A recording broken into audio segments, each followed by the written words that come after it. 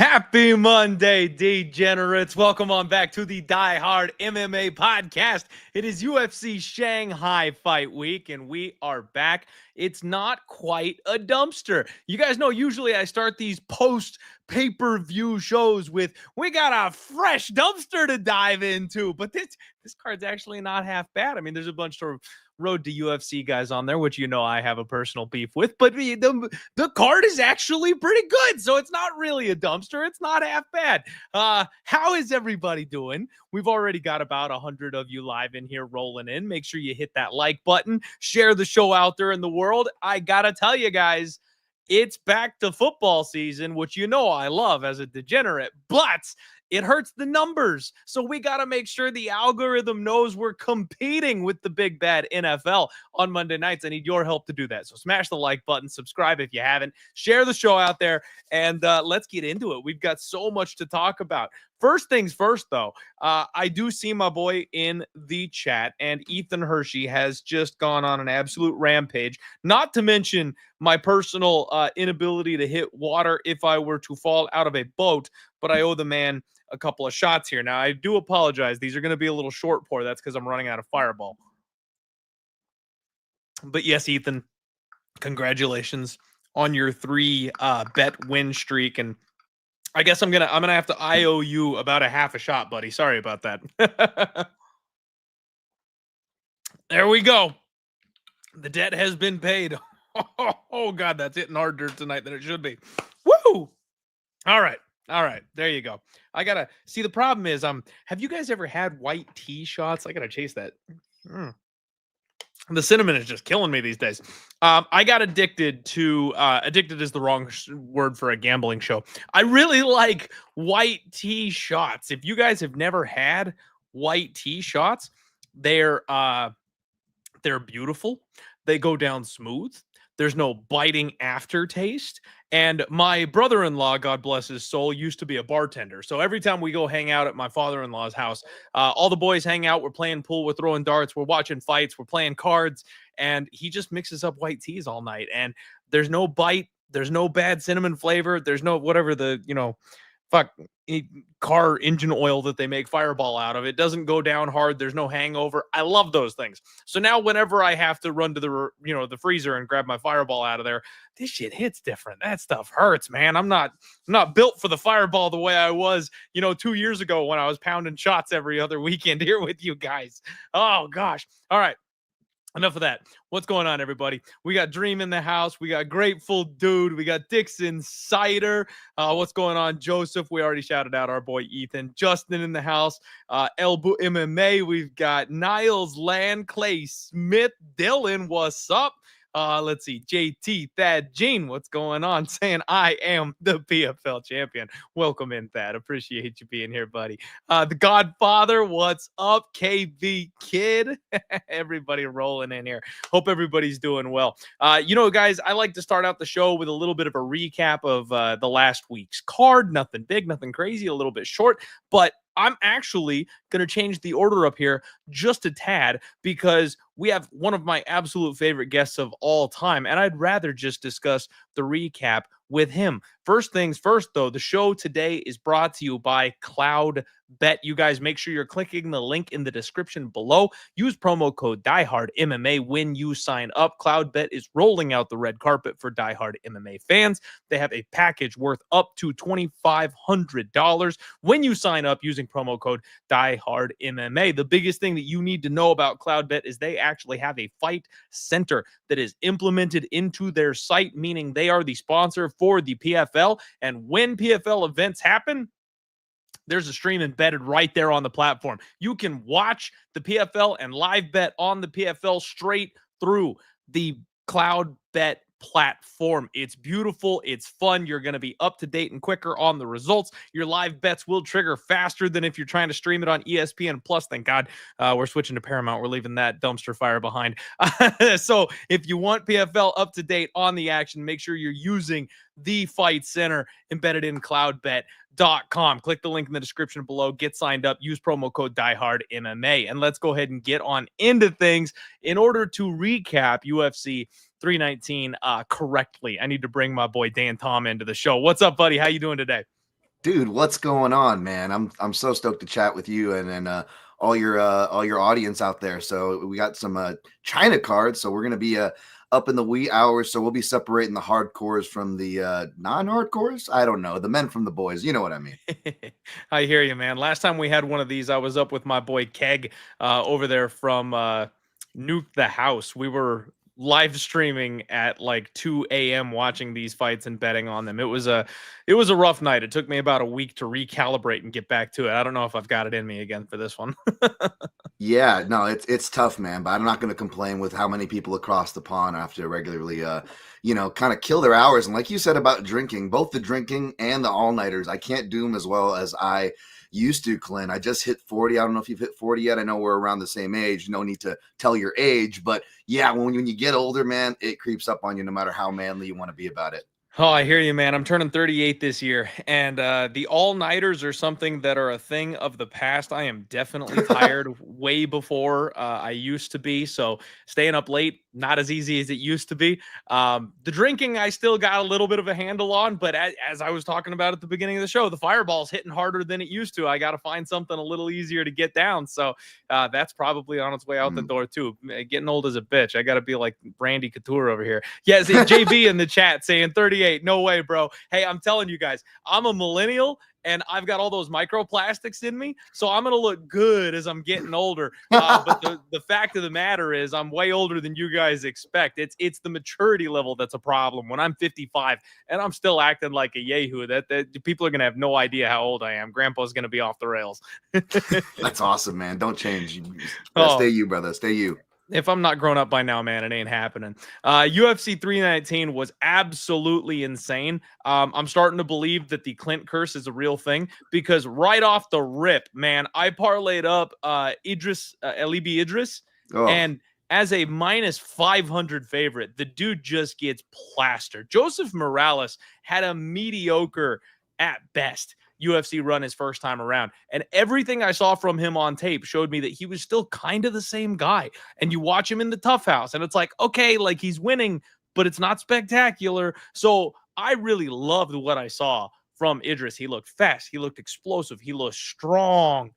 And nothing he did worked. Yeah. Every single time Morales touched him, you saw the reaction. It looked like it hurt. His usual speed and quickness, hell, Morales looked faster, even being the bigger guy. He was able to counter him. He was catching him when he was like dipping his head movements off to the side, and just embarrassing to lose that one right out the gates. And that was just a two-legger up with Aaron Pico. We'll get to that, but I'm kind of happy it died on the first leg, the way that fight went. But that was how my UFC 319 experience started, was losing a minus 500 parlay piece. I was like, oh, it's going to be one of those, isn't it? Right. Hey, man, if it makes you feel any better, I'm right there with you. You call it casual corner because, I was right there. And again, it's like, once I found out that, and I wasn't originally going to be on it, my chalk play and was on CDF, both for the DLP parlay, which we switched to Alibi when CDF fell out. And obviously I didn't, recoup my straight play that I had on CDF prior. But when I was looking for a chalk piece for the show, I was like, let's throw old Idris Alba in there, especially finding out that like what I saw on tape, that he actually was injured going through the tough house and still able to win. Whereas Morales, I figured, would have more of a home court advantage. You got Uriah Faber. They're used to the small cages. He's the experienced guy. All those check boxes. If anything, you would expect to see an even better version of Idris Alba on paper, and it was not the case. As I don't want to take any shine away, but just commiserate with you, brother, because whenever you hear someone go, this guy's never fought this good before in his life, you can immediately go to my Twitter page and look at my bets and be like, oh yeah, Dan was trying to be on the other side of that guy. That's why. So I feel you and I have the same curse. It's weird. Yeah, it's weird. So there was a 2-for-1 sale on voodoo dolls, man. When you and I have those play, I see people all the time where it's like, I'll watch the tape and I'm like, this person is ass. And someone's like, you know what? I'm going to take the shot. I think there's some upside. And I'm just like, why? Like, what are you seeing that makes you believe there's upside? And then they perform to a level you've never seen on tape before, and someone cashes an easy rocking chair ticket. Meanwhile, every time I try to do that, they look worse instead of ever looking better once they get the opportunity. I don't get it. It doesn't make sense, but we ride.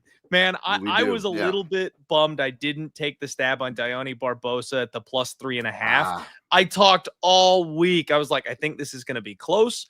I've always felt like Karina Silva was a little overrated. And frankly, I thought she lost that fight. Now, full confession to you guys, for the first 60-70% of this fight card, I was bowling. I was out with the family chucking balls at some pins, so I wasn't like dialed in. I was trying to be with the family as much as I could while, you know, keeping like kind of a corner of my eye out on my phone, so I wasn't completely locked in. But it's like every exchange she was losing, and then she's on her back, and she was close to a couple of subs, but she wasn't getting them. So like it's one of those things where she was fighting well enough but losing, in my opinion. I talked about the plus 3.5 spread on Barbosa. That would have hit. I talked myself off of it, and I went with the 2-legger parlay that lost instead. So classic me to have a 50-50 decision and pick the wrong side of that. But I'm glad I didn't bet the money line because, you know, you got robbed, everybody. If you bet Barbosa, you deserved better this weekend. That was a good bet. That's all I've got to say. You know, for a losing bet, as good as a losing bet it could be, I should say. That was you know, that was good. No, 100%, and yeah, we'll get to some points handicaps that I've been missing out on. But two of my main notes I wrote, because again, you got to try to learn the lessons of it, folks. And like, even as bad as I've been doing, you know, there's still a lot of winning bettors that follow me. I don't know why, but you know, the analysis I guess helps. But again, picks, bets, and analysis are all three different things. And the bets I've been whiffing on, right? But I do try to learn. And my two lessons, Clint, was stick to your reads, which perhaps we'll get to later, and that's subjective. But another one is just live bets, and it's written in bold and it's underlined because, you know, it's fights like this.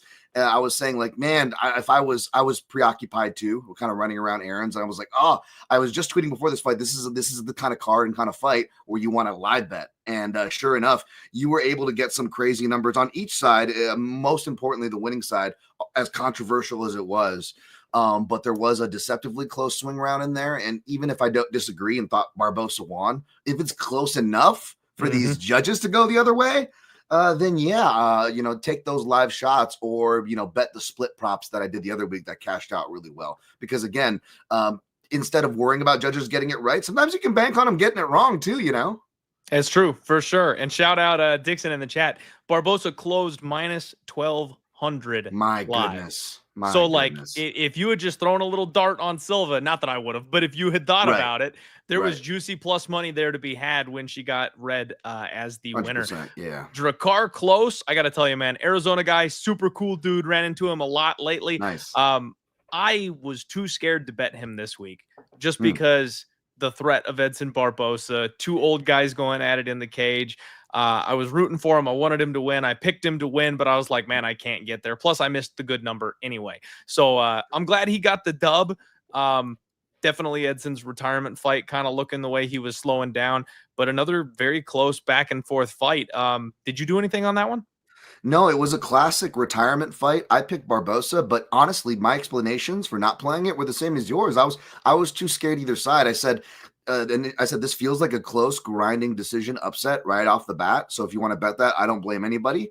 But part of me was, you know, maybe it was a little bit of hope and that bias, but I try to leave out of my betting, obviously. But part of me saw that Robbie Lawler type ending, which is few and far between, right? It's like Robbie Lawler, Chris Lytle, and like who else really gets a retirement fight that's in the positive? Like, it's a really short list you can count on one hand and have some remainders when you're done, folks. So I wasn't banking either way, but I picked Barbosa. I was just scared, man. My confidence has been low, and this was another spot where you know, it probably would have cost me because my initial lean was correct with close and by decision. Yeah, and I'm with you there on that one. And that's where, dude, that's like you said at the top, the preview, the analysis, it's completely different from betting. And my betting skills have deteriorated massively since I've started this podcast. The analysis is still on point. Some of the reads are still really good. I just can never actually get to the window with those. It seems like I chicken out on the ones that end up being the best, and then I step face first into the bear trap every single time. So, like, didn't get to close. Didn't get to Dione Barbosa, but I sure as hell bet on Amanda freaking, what's her name? Not Amanda. Geez. Jessica Andrade. So we'll Yes. talk about that in a minute. Yeah. Chase Hooper got nuked. I'm so mad. Yeah. Oof. I'm oh so man. mad. Dan, I wasted the most obvious, beautiful Liz Carmouche parlay piece there's ever been. I love tied that. Liz Oh, to Chase Hooper, and Liz really was like my bet of the week. I was like, this is my favorite spot. I could have just chalked up at -185, made her a max bet as a single, and walked away happy. But instead, I tied her to Chase Hooper, and I was pretty sure Chase was winning that fight. I didn't have the same level of confidence, though, as I had in Liz. And that's where, the books will get you. The parlays will get you. I should have just chalked up and laid it with Liz because that was by far the easiest spot on the entire board this entire weekend. Now, I know I got some flack for this. I felt like Chase Hooper was doing all right on the feet. Now, he looked awkward. He looked a little loose. You could see the shots getting closer for Alexander Hernandez. But we haven't seen the kind of one-hitter quitter power from Hernandez that he landed in a long, long time. And we've seen nothing but durability from Chase Hooper. So I'm like, I know he could get sparked, but I think I said on the Friday show, I was like, I know there's like a fear of that, but I just don't see it happening. And of course, that's exactly what happened. So my big parlay for the weekend, I was in a hole quick here as soon as Chase Hooper went down in round one. Yeah, not to be like the commiseration corner and commiseration hour here, but I absolutely was in the same boat. And this is where the stick to your reads come in because part of me is like, yeah, I'm sticking to my reads as far as my fading on Alexander Hernandez, especially in rounds 2 or 3, where I cashed a lot of round 2 hot rounds on him. And I got greedy because Chase Hooper, even though I projected him for being pushed too fast, he's got tall guy defense, he's going to get wrecked. And of course, every time I bet that to happen, it didn't happen. And it was one of those classic cases. And we all have those fighters, Clint. You do. I know your audience members, you guys have these bettors where you just can't get them right to save your life. We will get to Charles Johnson, believe me. As far as me, my number one on my no-fly list, do not bet Charles Johnson fights. Spoiler alert. I'm not telling you where I'm going on that fight, pick-wise and analysis-wise. But yeah, like I thought it was that. But yeah, my read actually on Hooper was correct the whole time.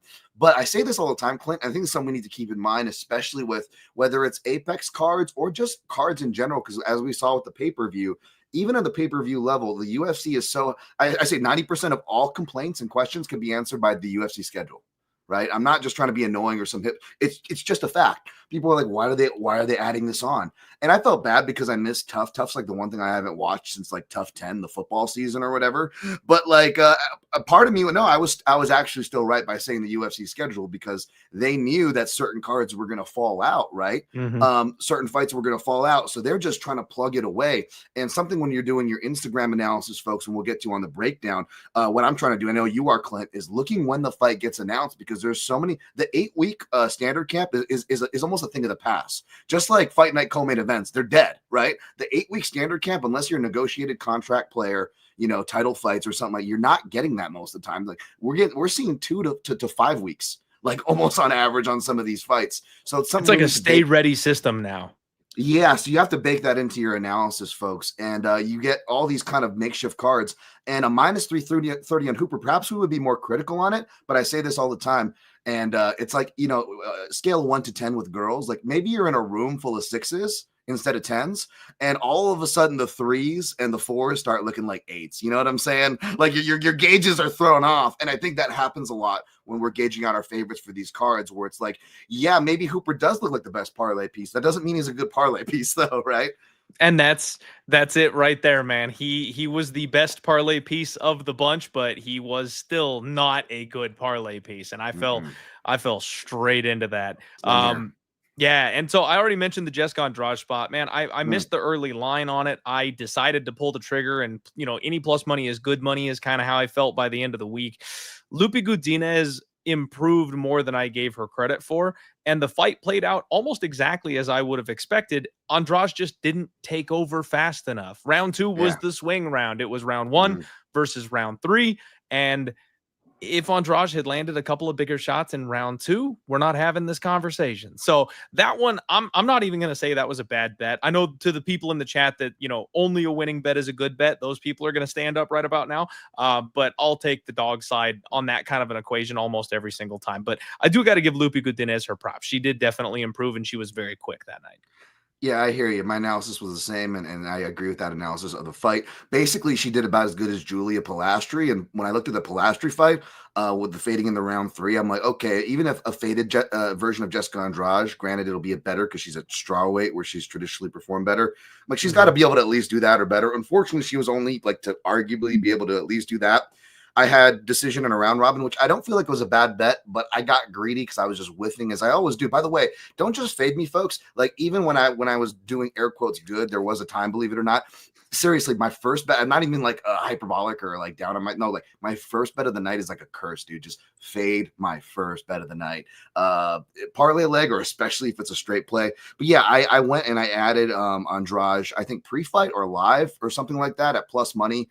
And it was just more of an impulse bet. It was terrible. You should never do that. And I certainly paid for it because she came up short on the scorecards, which was a fair scorecards, by the way. No crying about it there. Just my mistake on pulling the trigger more than I needed to. For sure. And the one thing I got right on the night, Michal Oleksiejczuk by knockout, minus 135, laid a little bit of juice, felt okay about it. I mean, the plus 250 or whatever it was for the first round KO, obviously probably a much better bet. But I thought, you never know. Maybe at the new camp, he slows down a little bit. He takes his time a little bit more. I didn't want to lose this thing if he came out and got his second round 2 KO ever. You know what I mean? Yeah, no, 100%, man. I was on GM3, but you can't deny the other side of the GM3 equation. It's a true 2-outcome fight, right? Where if he's going to lose, it's probably going to be in round 1. So luckily, I put Oleksiejczuk round 1 KO in a round robin, and that paid off with something we'll get to later. And that was the only thing that hit for me. So even though my official pick was wrong, maybe I'm in the same boat with you again, Clint, as far as this was one thing I hit. So. Okay, well, at least you got a little bit back there. Both of us got in the win column. Bang Surkayev and Eric Nolan. Man, what a fight. So I kind of feel like Eric Nolan comes out of that smelling a little bit like roses, taking the fight on super short notice, had Surkayev hurt badly in the first round. I mean, that could have been bad. Like I really feel like if Eric Nolan had some more size to him, he probably wins that fight. So I mentioned on the Friday show that I'm not ready to buy into Surkayev until I see him against some legit competition. And after watching him fight Nolan, I'm like, okay, let's see what they book him with in his next UFC fight, because man, I felt like he's ready to be exposed. He could improve, more rapidly, obviously, if they give him a little bit of time or they give him the right opponent to kind of bring him along, he'll be okay. But that kind of validated a couple of my suspicions on the fact we might be able to fade this kid down the line somewhere. I agree, but let's be honest. Even though Dumas probably should not be in the UFC, they're giving him Dumas level for that next fight. You know it, Clint. You know it. Yeah, probably so. Big ups to Tim Elliott. My whole night, Dan, my whole night could have been fixed if only my finger was a little bit faster. Plus 380, the live line on Tim Elliott, plus 380. And as soon as I went to go click, it moved down to plus 250. And I went, shit. And that it was one of those things where I had to pause and think about it, because I was like, okay, I wanted plus 380. Do I still want plus 250? And then it was plus 150. And I went, son of a the hesitation, and then it was gone. So I completely missed my opportunity to get right for the night on Tim Elliott. Real happy to see him get the win, and real happy to avoid Kaya Sakura. Man, I said for the main card, I avoided the main card of this pay-per-view like the plague, because I really felt like these were all extremely volatile fights where the favorites were not justified in their price tags.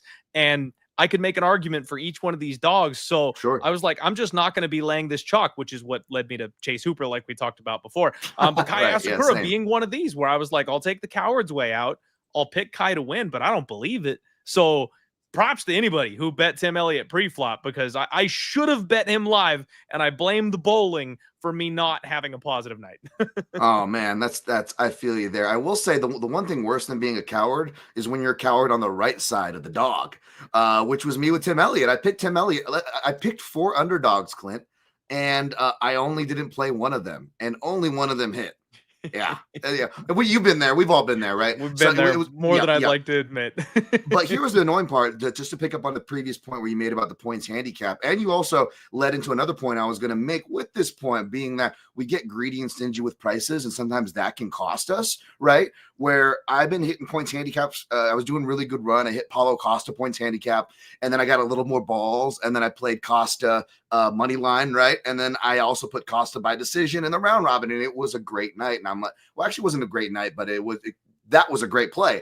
But then I had Miles Johns, where I took a shot on Miles Johns. I had the balls to play Miles Johns, and my insurance was to put the split decision in a round robin, which it did hit. And even though Johns didn't win, I looked certainly a lot less crazy being on a island picking him, right, pre-fight. But the points handicap that I was looking at on Hey Jive's podcast would have hit, and I gave it out. I'm like, wow, it's only plus 100. I might have to hit that after the show. And when I got off on his show on Tuesday, it went from plus 100 to minus 120. And I know you're a plus money hound like I am, Clint. And as silly as that sounds, 20 cents, like going from plus to minus can kind of like, boo, it can kind of kill your tumescentness. And it shouldn't, right? It shouldn't. If there's real value, it should not. But I let it kill me off. And guess what? That would have hit, right? And then go to last week, Tim Elliott, where I picked Tim Elliott. Even my co-host who was picking Asakura, right? He was like, I don't know. I like that points handicap though, even though I'm picking Asakura. I like that. And he cashed on a plus 135 points handicap. And Elliott ended up cashing out, right? And I didn't have any of that. I had Elliott in a round robin, but that round robin died, so it didn't help me. But yeah, that was oof. For sure. Points handicap, folks. Give us 2 more seconds here, Irish. We will be wrapping this up. To kind of skate through these last couple of things. I mean, Michael Venom Page, the most boring, overhyped fighter I think I've ever seen. The fact that I stayed off of him, I was like, this is going to be the most rocking chair money line of the entire card. And then he slips on a banana peel and can't get out from under Jared Cannonier. I talked all week about how if Cannonier knows what he's doing, he wrestles in this fight. And I felt so justified that it was like, Cannonier might finish this guy in the 3rd round, because he has no idea what he's doing off of his back. Carlos Prates did what Carlos Prates does, and I thought we were going to make it to round 2. That elbow was nasty. I hope Jeff Neal is okay. Yeah. That's maybe the one money line that probably turned out to be actual value. Like, you could have laid it with Carlos Prates. And then Aaron Pico and Laurent Murphy. I mean, Pico looked like the goods, man. He straight up looked like the goods and then just died. Like, I don't know if we should just be, high-fiving Laurent Murphy, big ups, buddy. He's the man. He's him.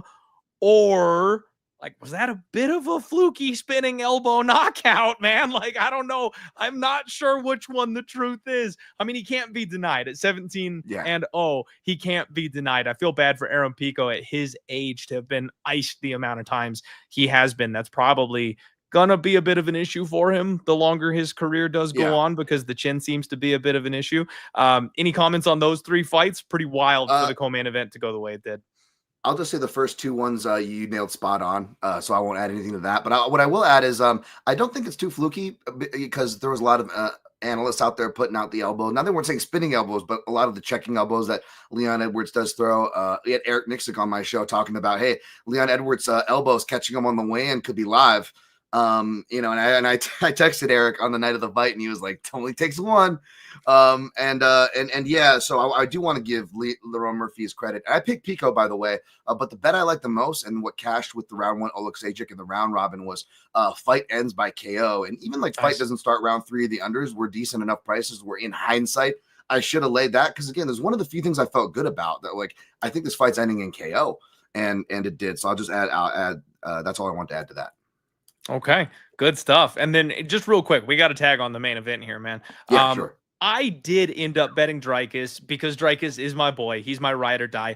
And this is where, again, the betting is hard to separate from the analysis sometimes, because I raved all week about the overs. I said the over 2.5 would be sneaky good and easy. And I talked with Narco on his show on Saturday, and I said, I think the fight goes the distance. I think the plus 240 for the fight to go the full 5 rounds is an underrated option.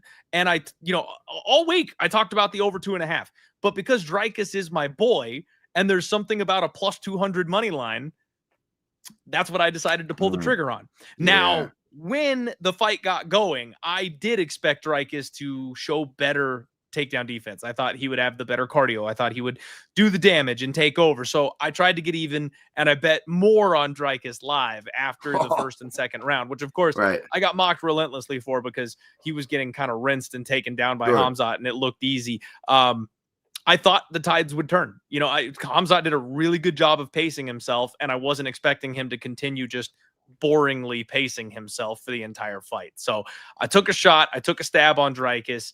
Complete whiff, looked awful. And I will just say, I'm disappointed in his coaching staff because he didn't look like he had junior high school level takedown defense. I will tell you guys, I'm old, I'm out of shape. I am a jiu-jitsu guy first, but I wrestled when I was in elementary school and junior high school. I have better hips than Dricus du Plessis. Like, don't get me wrong, he would whoop my ass. Khamzat would still take me down. But I'm just saying, Dan, I know what a sprawl looks like. Like, you even watched the preview, like right before they got in the cage, and he was like shadow boxing and like feinting takedown defense with his training partner and stuff like that. And he would let his leg get sucked every single time. There was no such thing as a sprawl. He didn't know how to get his hips back. And I'm just going, what did you guys work on for the last 8 weeks? Like, how does he not know what a sprawl is? And then his coach between corners goes, you got to stay low. And he throws a flying knee the second the bell starts. Like, I'm like, what are we doing here? Like, you're fighting a wrestler. Do you guys not know how to combat a wrestler? Uppercuts, knees up the middles, maybe a front kick if you're feeling frisky, wide base, low hips, keep your hips back. It's that simple. He could have, we saw what happened the sec Dricus got on top. The one opportunity Dricus had to get on top of Khamzat. Khamzat was scrambling, bro. I mean, we're talking ground and pound. He had him mounted. He took his back. He was starting to hunt the neck. Like, Dricus had a very, very real opportunity to not only beat, but finish Khamzat Chimaev if he could just shuck one fucking takedown. So I was very frustrated because not only did I lose money betting on my boy, but I also had the correct read of the over 2.5, the over 3.5, the over 4.5. The fight goes the distance, and I missed all those amazing opportunities and instead went down with the ship. So when you're done, I am so ready to leave UFC 319. Yes, me too. Me too. It was a really bad card. And I'll just say this, and I was going to say this regardless of what you said. So I'm not saying it to make you feel better, Clint. But people were asking, why did you? I don't know if you got this too. Why did you bet Dricus pre-flop? It's like one of the best live betting opportunities. And I totally get that. Like, the logic is there for me. Like I was saying on the top of the card, I was busy. I wasn't even sure if I was going to have a live bet opportunity. So that's why I did it. That being said, though, Clint, even if I didn't, and I air quote did it the smart way, and even if the fight played out the exact same way, my degenerate hand would have hit the trigger like you did as well, because that would have been my plan. And even though it would be looking worse than what I projected, I'm like, well, he's still surviving, which means if he can survive long enough, maybe Khamzat falls off a cliff, and you're going to give me that number. Okay, fine. So I would have lost either way, folks. So I just want to throw that out there. And if it makes you feel any better, Clint, I would have fell into the trap too, man. So. That's both of us. But I know this was a bit longer of a recap, you guys. Thank you for hanging with us. There was so much that happened, and it was such a big card that I feel like it warranted a bit of a longer recap for us here this week. I got to shout out my boy JT here in the chat. Thank you very much for the donation, my friend. Appreciate you. Appreciate you being here. Appreciate your support. You are absolutely the man. So thank you so much for that. It was JT. It really was a great card. The problem with gambling is that it's a whole lot better of a card if you're winning. So hopefully UFC Shanghai will be a good one here for us, folks. We've already got over 500 of you in here live. Thank you so much for being here. Check out my guy, Dan Tom, and we have got some fights to talk to you about. First fight up, we have got Diyar Nurgozhay, and he's taking on Uran Satybaldiev, which I am trying really hard on those. I hope I'm at least close enough to be respectful, Dan. If you guys are like me and you're looking at this fight, just kind of scratching the dome a little bit, going, Nurgozhay. I know that name. You do know that name. And that's because this bum won on Dana White's Contender Series, and got fraud checked harder than anybody I've ever seen against Brinson Hibario in his UFC debut. If there's a guy tough. you do not want to be losing to, Dan, it is Brinson Hibario. He's 28 years old. And the reason I call it a fraud check is because not only did he get beat, not only did he get submitted. I mean, how many times have we seen someone get overzealous and get cracked and club and subbed, and yet they jump on the neck? You get high elbow guillotined, and it's like there's no escape. There's nothing you can do. There's no way out of that. It happens. You're young. You made a mistake. This guy was in full control of the fight, and he gave up a Kimura from bottom. Now, once again, you guys, I'm going to go ahead and flex my good old Brazilian Jiu-Jitsu blue belt, which you guys know I just love taking credit for. The Kimura from bottom is one of my favorite moves, but not because you submit people with it. You catch white belts with that shit. You catch people who don't know what they're doing with that. You catch people who have long, lanky, skinny arms who you've got a strength advantage over with that. But people who know what they're doing, or people who are simply strong, you do not catch with the Kimura from bottom. You can use it to sweep. You can use it to create a scramble and get out from under somebody. You do not use it to roll straight into top position and Frank Mir blow someone's shoulder out if they have any idea what the fuck they're doing. So it was, in fact, a fraud check, if you ask me. This guy don't know what he's doing on the mat. He doesn't know how to grapple. He's the guy that's got the weird tick. He does, like, touch his face constantly in the middle of the fight, which, man, again, yeah, I'm all about being respectful and inclusive and stuff like that here on my show, but that can't help in a fight. You know, if you're fainting, or if you're like putting up your guard or so, and then all of a sudden you've got to touch your face because that's just how your body functions, like, there's going to be openings. There are going to be openings for your opponents to hit you when you can't necessarily. I got to step in here. I got to step in here. That's the one thing. I think he's fraud checked. I think, but it's like, make up your mind. Is it fraud check or is it because of a tick? Now, I'm a little sensitive on this. For me, those were two separate issues. Well, everybody, what was annoying about that, not just that he got fraud check, and I wasn't even like a big fan of the guy, but I had to defend him because in every breakdown, so I got to stop you before you commit this crime as well. Every breakdown, everybody just overly focuses on it.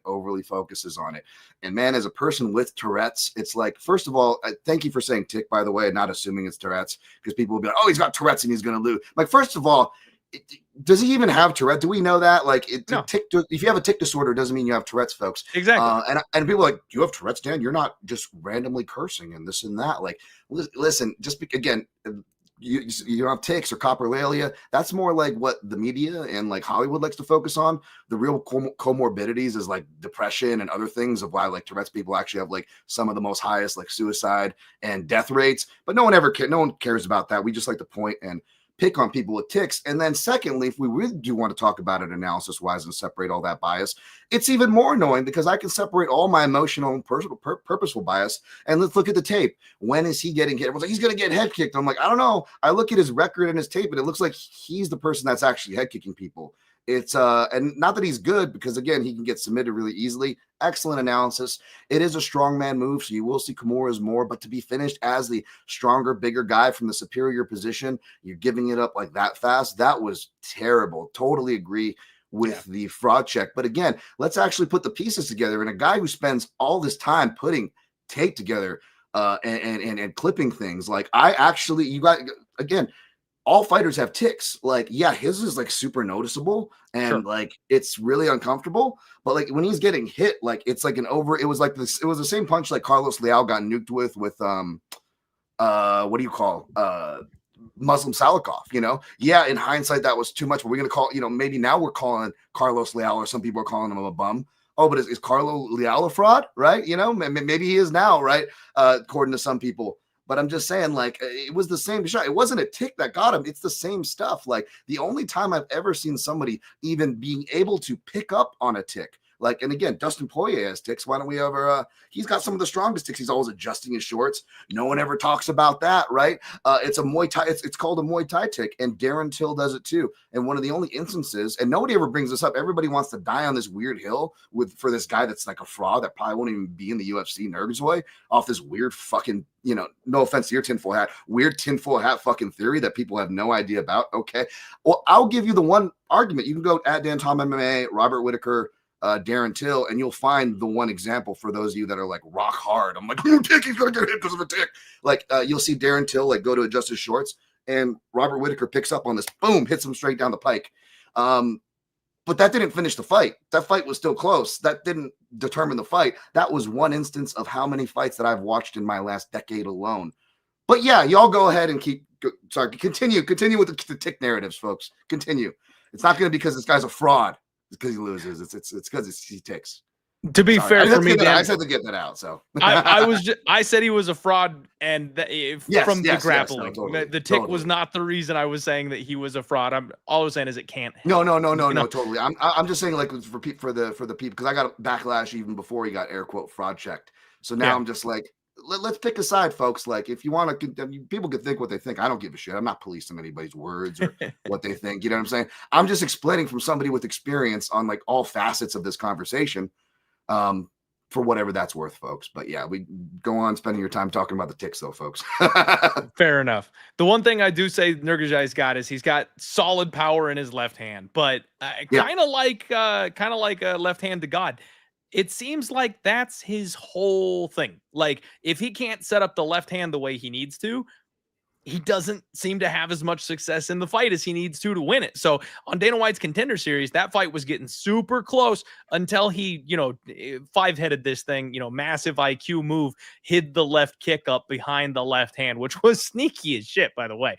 Very, very solid attack that he threw there, and that got him the win with the big head kick and got him signed to the UFC. But that's one of those kind of moves that I feel like you can only pull that out once. Once somebody sees that coming, they're going to know you're capable of it, and it's going to be on tape, and better opponents are going to look out for it. So it got him the win that he needed. I don't know that he's capable of that on a repeating basis. Now, his opponent here, Uran, Satybaldiev, which is also very hard to say, 9-1, 31 years old. This guy's an LFA light heavyweight championship. And real quick, Dan, I have to tangent here for just a minute because apparently, I say championship as in like chips and dip, Doritos, championship. And somebody called me out for it on one of my videos last week, and I have not stopped thinking about it. I used to make fun of my father because he would say Munsters with a U, as in like the Munsters, the show back in the day, black and white,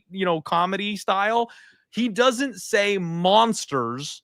Like if we're talking about Godzilla, he cannot pronounce the word monsters. He says Munsters. And I've made fun of my dad his whole life for this. And now I find out I've been saying championship wrong the entire time because I say championship. Whoever you are that pointed that out, you have ruined my life. At any rate, this guy was initially booked against Rafael Sequeira on Dana White's Contender Series. Fight gets canceled. He gets a win on LFA, and then they bring him in here to get beat by Martin Budai, who unfortunately is no longer with us. He deserved better. Tough look to lose to Budai, but he's a natural 205er. So now in this fight, he's going to get his opportunity in the UFC in the correct weight class. And frankly, this kid from Kyrgyzstan, he reminds me so much of Mikbek Oralbai in the way he fights. Now, I know they look similar, so guys don't get me with, miss me with the racist comments. That's not what I'm saying. The way he fights reminds me so much of my guy Oralbai, who you guys all know I was very high on, very excited about, very well-rounded. He's strong. He can grapple offensively. He knows how to make you carry his weight. When he needs to, the dude can throw hands. He's got solid power. He's got a good jab. He uses judo trips every now and then. Like, I like this Uran kid. So, man, this one's pretty simple for me. I know Uran is debuting here, or not debuting, but debuting at the weight class. He's minus 185 or so is the favorite, somewhere in that ballpark. I'm out on Diyar Nurgozhay, man. I'm just the experiment is over for me. I like Uran in this spot. I think the favorite wins this first fight of the night. What about you? Yeah, me too, man. If between being the first fight of the night, though, I won't be putting any money on it because we know how that goes. I got to be careful where I do that. Although I will say, I was actually thinking, and I wouldn't agree. I actually agree with around where the line is, but I was thinking it was going to be inflated more. It was opened a little wider, so money actually is coming a bit on Nurgozhay. Heavens to Nurgozhay. A little old reference there for anybody who grew up in the Hanna-Barbera age. But yeah, I like Satybaldiev. I was there live covering at that LFA fight. And that was the fight that just got everybody to stop what they were doing and watch. It was just a freaking war. And yeah, I think in hindsight, not the worst looking to Boudet, despite Boudet is not in the UFC anymore. So give me Satybaldiev here, Salty Balls, who's 0-0 against UFC level lefties. Oh, little South Dan, Balls. he's going to be Salty Balls forever now. You realize that, right? Like, he is officially Salty Balls as far as I am concerned. Right. We will forever refer to him as Salty Balls. Yeah, oh, buddy. my God. Get and him. see, Pepe just ruining the whole show right out the gate, saying that he likes Pepe. Of course you do, Pepe. The Sharp in the chat disagrees with the two casuals that are long-term follow losers Pepe. here. He's been killing it, by the way. Pepe's been sharp as shit. Follow him, by the way. Always got to shout out Pepe. The man is a beast, but that's why, Pepe, I am not laying minus 185 here. I'm picking the guy. I'm going to stay off of this one. Small world lifters. Boudet did not die. He got cut, which is unfortunate because he got cut off of a win. He deserved better than to get released from the UFC. I said he's no longer with us, so I get the confusion. It's like David Harbour from Stranger Things, folks. You think he's dead, but he's not. Okay, so hopefully Boudet will get stunt double casting for old David Harbour there. Okay. Dan, something's happening in the chat tonight, and I'm confused because there like 3 or 4 people have made some sort of comment about Nina's feet and Nina and me. And I'm like, where? Guys, what happened? Who's gooning? Why does Nina hold my good name? What's happening? I've never said Nina's name on this podcast. What are we doing? Wow. Oh man, fight number 2. It's gonna be one of those shows, you guys. It's gonna be a long night. Long Xiao takes on Young Jiu-Jitsu himself. What a fight, man. This is one of those ones where it's relatively low level in my eyes, but it should be an absolute banger. Long Xiao has so much experience, it's ridiculous. 27-9 at just 27 years old. This guy's fought the who's who. He's fought everybody. He was on the road to UFC, wins that, gets into the UFC, wins his initial fight by split, and then gets a big finish over Quang Li in his second outing. So he's officially 1-1 in the UFC, and I'm just not so sure to think about him. I'm extremely biased against these guys from road to UFC because a lot like him, he's got over 30 professional fights, and he's still not going to cut it against like middle of the road UFC talent. Lost to Christian Quinones on Dana White's Contender Series. That's a bad look, man. Like, with all that fight experience, how are you still losing to a guy like Christian Quinones? He puts up decent volume. He's thrown up over like 100 significant strikes in some of his road to UFC fights. I like his digging body shots. I like his Muay Thai clinch. His knees are good. Man, so I like the general form of this guy's style. I like his attacks to the body. I like the body kicks. He kind of leads with his face, though, and I think that could be a bit of a problem. He's going to be 2 inches taller than Jiu-Jitsu, and Yu is a guy who I've kind of underestimated so far in his run. He's 15-3, 29 years old. That's probably a little bit better of a record, just, less wear and tear on the body, kind of similar win ratio, but I think he's got more caliber experience here. I took a shot, though, in his last fight, man. I bet AJ Cunningham. I know. You can mock me all you want, but that's the level I think it's going to take to beat Jiu-Jitsu. That's the whole point, right? I'm not touching this guy as a 6-1 favorite. I'll throw a dart at plus 450 that some wild man from freaking Arkansas can just knock this guy out with a big shot. I'll take a stab. That's what I felt about it.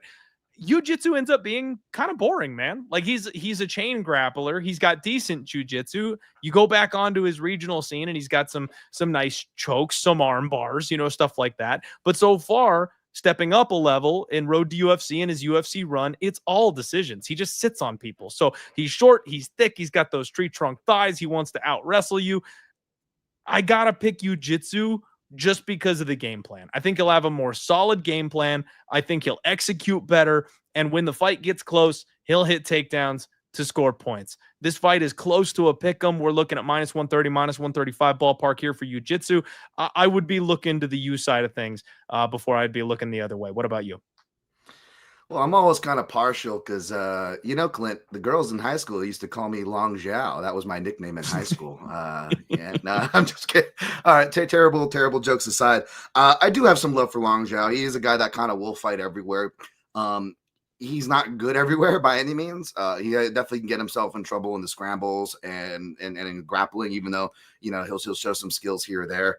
But yeah, I agree with you being the favorite. I think he's got more, a little tighter process, a little tighter technique, probably a little better athlete. But again, Long Zhao's scrappy. And I want to look into this more too, because he's based out of Shanghai, right? And we'll talk about this more on the card, Clint. But a lot of these Chinese fighters are training together, and they're also getting a little better than, like, at least for me, like, you would think, I'm much kinder. I'm much kinder to the Asian fighters than most. I'm like, I don't know. I try to keep it unbiased. Me betting against Tatsuro Taira, not once but twice, I think shows that. Because that is like the one Asian that MMA gambling Twitter loves or whatever. They so like I don't know where I was on that one, folks. I missed that boat, right? But yeah, like I get it. I try to be really critical as far as I can, but these guys are surprising me. And, you got guys like Dean Amasinger, who's been out there in their PI. And of course, their PI is located in Shanghai as well.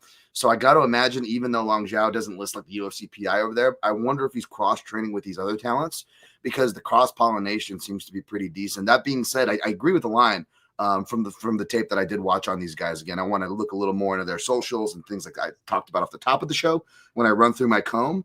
But as of right now, I don't disagree with the odds. But even though that's a playable favorite, if you like the favorite for chalk, I'm not sure how bullish I feel. And again, my confidence is obviously kind of low right now. So take that with a grain of salt, folks. But yeah, I agree with the line. Yeah, I'm with you, man. And for me, with these kinds of guys, I'm not looking to coin flip road to UFC guys. I want to fade road to UFC guys. And when you throw two of them in a cage and it's close to pick them, I am not flipping that coin.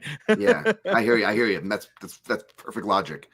And I got to shout out our guy in the chat. Sorry, Dirty Reg. Didn't mean to be down on Arkansas. That's my bad. And all the you jokes flying around in the chat. You'll love to see it. But, man, Chuck with the old, you can do it. Yes, that's great. Oh, nice. Waterboy on us. Good time. Nice. Okay. Sidebar. Dan, we watched the new Happy Gilmore movie, Happy Gilmore 2. Okay. And my daughter is 9 years old, so we've been trying to keep some, inappropriate stuff out of her reach, obviously, right? Trying to be good parents and not corrupt her too early or anything like that. But ever since that movie, we've been working our way through the Adam Sandler collection, and it's been glorious. We're just going back through all the old classics. We watched Mr. Deeds last night. Okay, all right. Mr. Deeds is underrated. For those of you who love the Adam Sandler, Mr. Deeds is a highly underrated Adam Sandler movie. But it was fantastic. I'm really enjoying reliving the Adam Sandler. And so, JT, speaking of, I was telling Dan backstage before the show, for those of you guys who didn't see my socials, me and the boys went out for a TMNT night. They were doing like the 30 anniversary year rescreening or whatever, where they put it back in theaters. And it was phenomenal. Me and two of my best friends from high school, we left the kids at home. We left the wives at home. We went out and got some dinner. We watched Turtles. It was freaking tastic. Go Ninja, go. I'm hoping they do the second movie here soon. That's right, all right, baby. guys. Go That's Raph. what's up. Oh, Raph. Okay. All right. I'm a Mikey guy. I'm a Raph guy. Nice. Gotta go with the humor. Michelangelo. Come on. Gotta love it. All right, guys. Next up, you've got Yizha, and he's taking on Westin Wilson. Dan, have you looked at the lines? that one, I mean, I'm not surprised to see Westin Wilson, in the 700 club or on the wrong end of the 700 club. But yeah, I saw those lines for sure. Yizha is a 12-1 favorite. It's insane. 12-1. My God. So you guys know I just have this built-in bias against road to UFC. I've already mentioned it 17 times on this podcast here tonight. Yizha is one of the guys who I could say I think is maybe one of the legit options. 25-5. 28 years old. He's got great volume. He's got solid grinding grappling.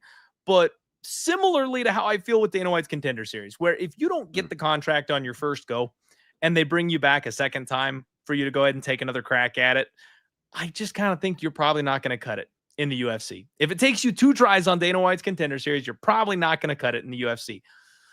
This guy got sent back to the road to UFC, Dan. He went through the first one, made it to the UFC, lost his debut, and they went, bro has got 30 fights and he needs more experience. They sent him back down to the road to UFC to get some more work.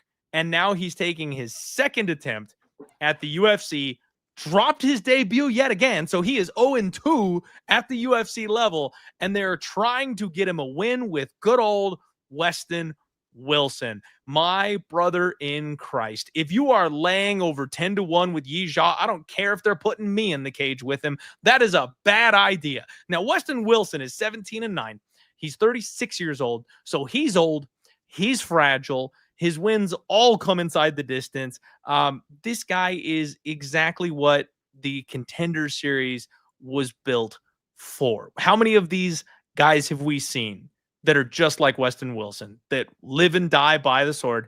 They only ever win in round one. They've got a 500 record, and they just use them as cannon fodder to get some experience for the guys they actually want to win. Do not get it twisted. The UFC is trying to get Yizha a layup here. Westin Wilson is 1-2 in the UFC, but his 2 losses are both round 1 punch outs from Gene Silva and Joanderson Brito. Like, if you're going to get punched out, those are probably the guys to do it. He gets a big win, saves his career over Jekka. And doesn't that tell you just a little bit, like a road to UFC guy? They were trying to get Jekka a win, and Westin Wilson pulled it off. So you're going to have the submission danger from Wilson here, because Yizha loves to shoot those takedowns. He loves to double leg and grind. So there will be a chance, man. Do I plug my nose and just go all in on fading road to UFC and take a stab on Westin Wilson at plus 800 this week? God, I don't know if I'm built for that shit. I got to pick Yizha to win, man, but I hate it. I hate every second of it, and I wouldn't be shocked at all if he gets, figure 4 toe holded here, ankle locked by Westin Wilson, and somehow he finds his way to another submission victory. Yeah, this is one I'm still taping to finish up the southpaw stats, but I got some for you, because Westin Wilson will fight out of that southpaw stance, and you think he'd be good with the southpaw stance or a switch stance fighter like Yizha. And I think, by the way, I got to ask you, is this with the line back to your original point? Is this one of those cases like Susurkayev where like he's getting the Chimaev rub? Is the Yizha getting the rub from the Jizza and the Rizza? Is that why is we getting Wu-Tang in the house? Wu-Tang Collective coming in on him? I hope you're not getting the Jizza after the rub. That could be a problem. That could be, yeah. It could get ugly in there real quick. But listen, I was watching some of the Yizha, not watching him Jizza. I was watching him fight. I was watching him fight. Yeah, I was watching him fight. I didn't get to the Gabe Santos fight, which again, it's like, that's my thing. It's like, I get what you're saying, and you're right. You're not wrong with anything you said. But I guess I tend to challenge how much the UFC really cares, though, at the same time these days, as opposed to their schedule, and especially how much they care with any of the Asian fighters in the Asian market, considering how traditionally they've just been terrible with that, right? Like, whenever they canceled shows, like how many of them have been in Asia? How many, even when the UFC was doing the whole awareness month for like every month, they did like everything, Pride Month, Hispanic, they did everything but like Asian month for like over a decade. Like they don't really, I don't know how much, even with Road to UFC, I don't know how much they really care, unless you're like, Tatsuro Taira, and even like Nakamura. I know he's coming off of a loss and then just got back in the win column, but I was actually kind of surprised they didn't even maybe push him a little more, or even build him a little more obviously and market it a little more. But that being said, like, yeah, that's the Yizha is the upside in this spot. And I liked how he struck when he saw a fellow southpaw, even though it wasn't a UFC level one on the road series and in the regionals. He still can really hit those nice 1-2s really well. And then he can kind of switch pretty seamlessly. As long as he doesn't do needless grappling, he should roll here. Does he look like minus 1,200? I don't know if anybody can look like minus 1,200 at this level, to be honest. So I don't think he'll cover in that sense, folks.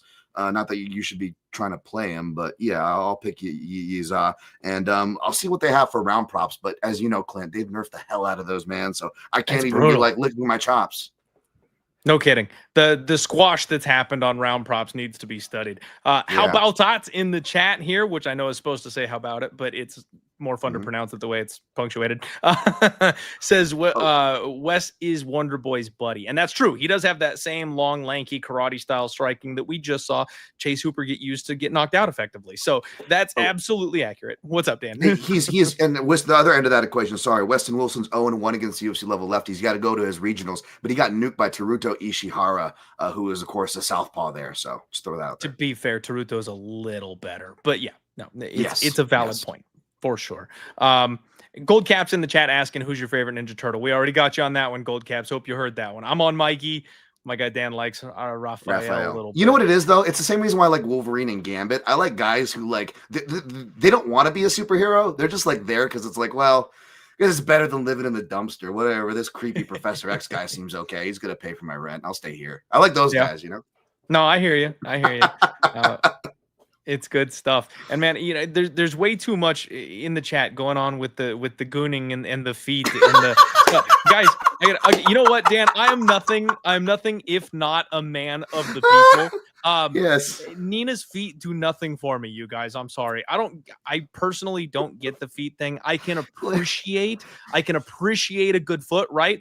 But they don't do anything extra for me. It's more like there's a bar of like, if it's bad feet, it's like bad teeth. Like all you can do is go down from there. There's no going up for me. I'll just go right out and say it, man. I'm a boob guy myself. Like there's some ass men out there.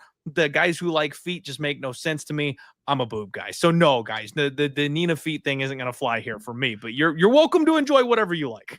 I'm a badass Billy Gunn guy. I'm an ass man. But listen, folks, if we get to 100 likes, Clint will do. I'm gonna speak for him here. If we get to 100 likes, Clint will do an edit of that guy who got like caught for gooning and killed himself later.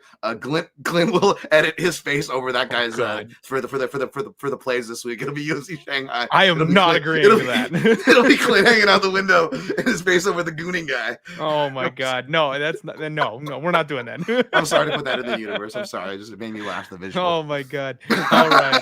Next fight, we got Michel Pereira, and he's taking on Kyle Daukaus. Now, Kyle Daukaus, you guys, let's talk about this for a minute because he is the best salesman I've ever seen. This man has talked his way right back into a UFC opportunity. He has been tagging the UFC. He's been calling people out on Twitter. He's been raising hell for like 6 months trying to fight his way back into the UFC.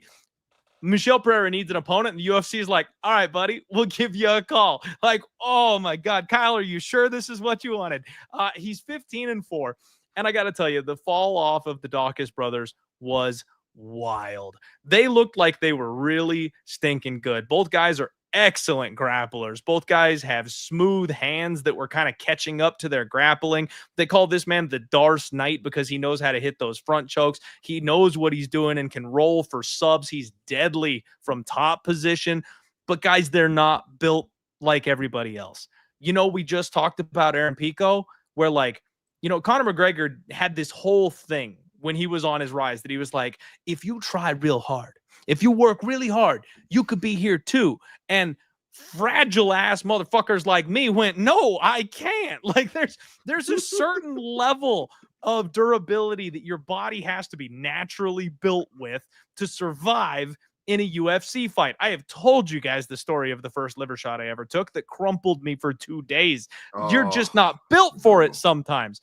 The Daukaus bros are the guys who aren't built for it. They're very technical. They're very skilled. They're very good, but they don't have the durability at the UFC level. It's just not going to work out in the long run, but he checks every other box.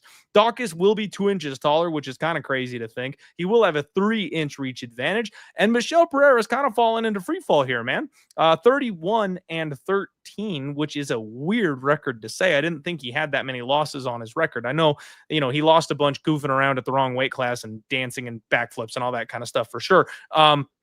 But when he's in the UFC, it seems like he's kind of turned a bit of a corner. He's learned how to manage his cardio. He's a bit more of a point striker. He kind of lures you into low pot shotty types of offensive game plans, and then he cracks you with a big one. Like, he knows how to do what he needs to do to win in the UFC at this point. So Michel Pereira has been just a bust for people betting on him until his last couple of fights. I think this is a spot where on short notice, Daukaus is fucked. Like, I think Michel Pereira is absolutely going to nuke him. Now, if the fight gets extended, we've seen him slow down. We saw what happened against Fluffy. Granted, that was Fluffy, and it was a 25-minute fight. So there's always that threat on the mat. I will give Daukaus credit for being the better grappler, but I just can't get behind the glass chin. I've got to go with Michel Pereira, and I've got to say Pereira by KO in this spot. I've got a hard time seeing this fight go the full 15 minutes if Pereira really gets comfortable in that cage. Yeah, this is the one card where like I would maybe like suspect, like, do we get do I have to check the cage size? But the UFC for the last, even pre-pandemic, have been pretty straightforward. We only get the smaller cages in the Apex. And it's that smaller cages where I look to bet a guy like Kyle Daukaus or Daukaus there, right? Hashtag Daukaus. By the way, I got dropped with a liver shot. My first time I got dropped with a liver shot was by Ryan Couture. I felt like I shit my pants, Clint. So I feel you there. But yeah, Kyle Daukaus, speaking of shit in his pants, yeah, we'll see how he does here. It's on shorter notice. It's going to be the bigger cage. And Michel Pereira, I got some southpaw stats for you. He's facing a southpaw. So he's officially 3-1 against UFC level lefties. That one was a DQ loss against Diego Sanchez, right? And he also knocked out Andre Petrovsky, who's technically a switch stance fighter, but he will occasionally fight southpaw. And although that fight was quick, he came out from southpaw and got nuked in southpaw. So basically, that 3-1 could really be and should really be 5-0 against UFC level lefties. And that guarantees going to win? No.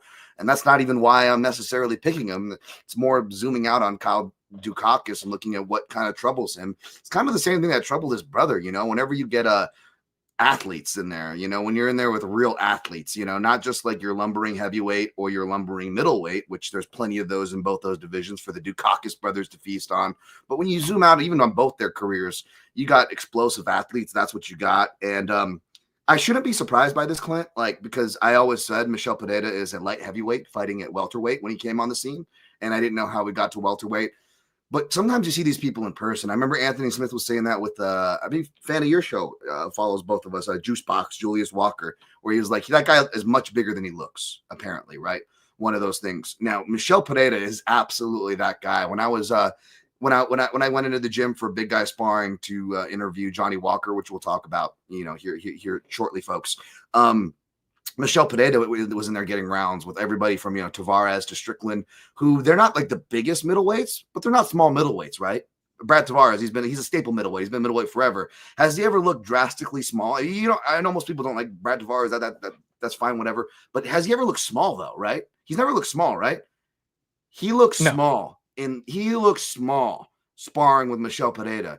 And I believe Brad's got a fight on the books as well, but it's not like one guy's out of camp and one guy's in camp, right? Like Michel Pereira's in camp and he was fighting sooner than Brad is, right? So he should be smaller. Dude, he looked like a weight class above Strickland, Tavares, all these guys, man.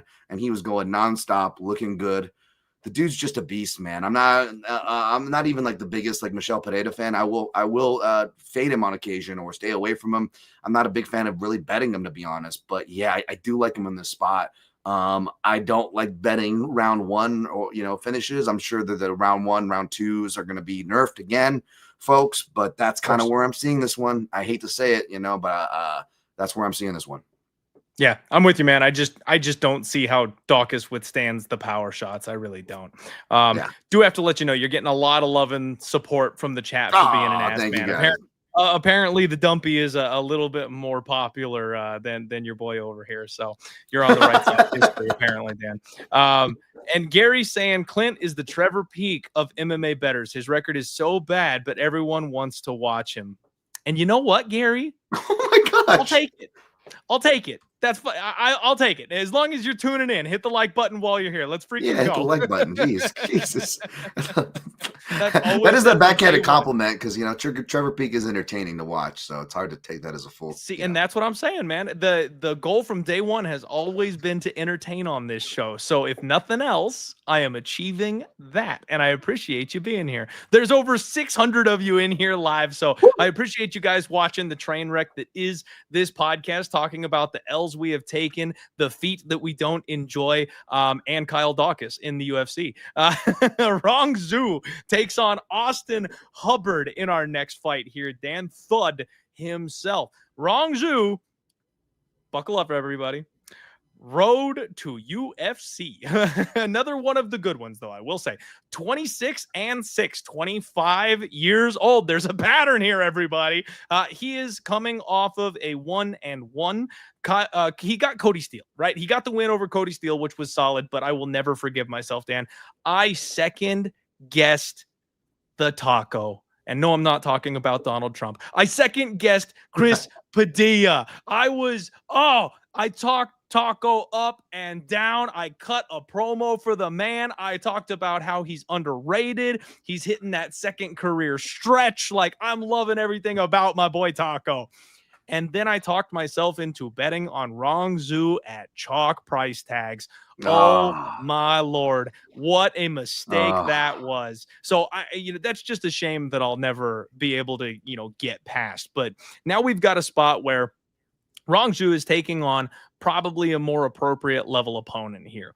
But I love what I see, generally speaking, from my guy, Austin Hubbard. Thud is not exceptional anywhere, but he does everything well. Good kicks, good cardio, good pace. Mixes in the wrestling, makes you fight a full MMA game. He can wrestle. He can take your back. He can strike. He's durable. He's tough. Like, the one thing is he can get caught in submissions every once in a while. He is 1-3 in his last 4. So, based on what I'm saying, it would probably lead you to believe he's got a better record than he does. But his last 2 fights have come by split decision. Now, I think a lot of people felt he won the fight with Alexander Hernandez a couple fights ago.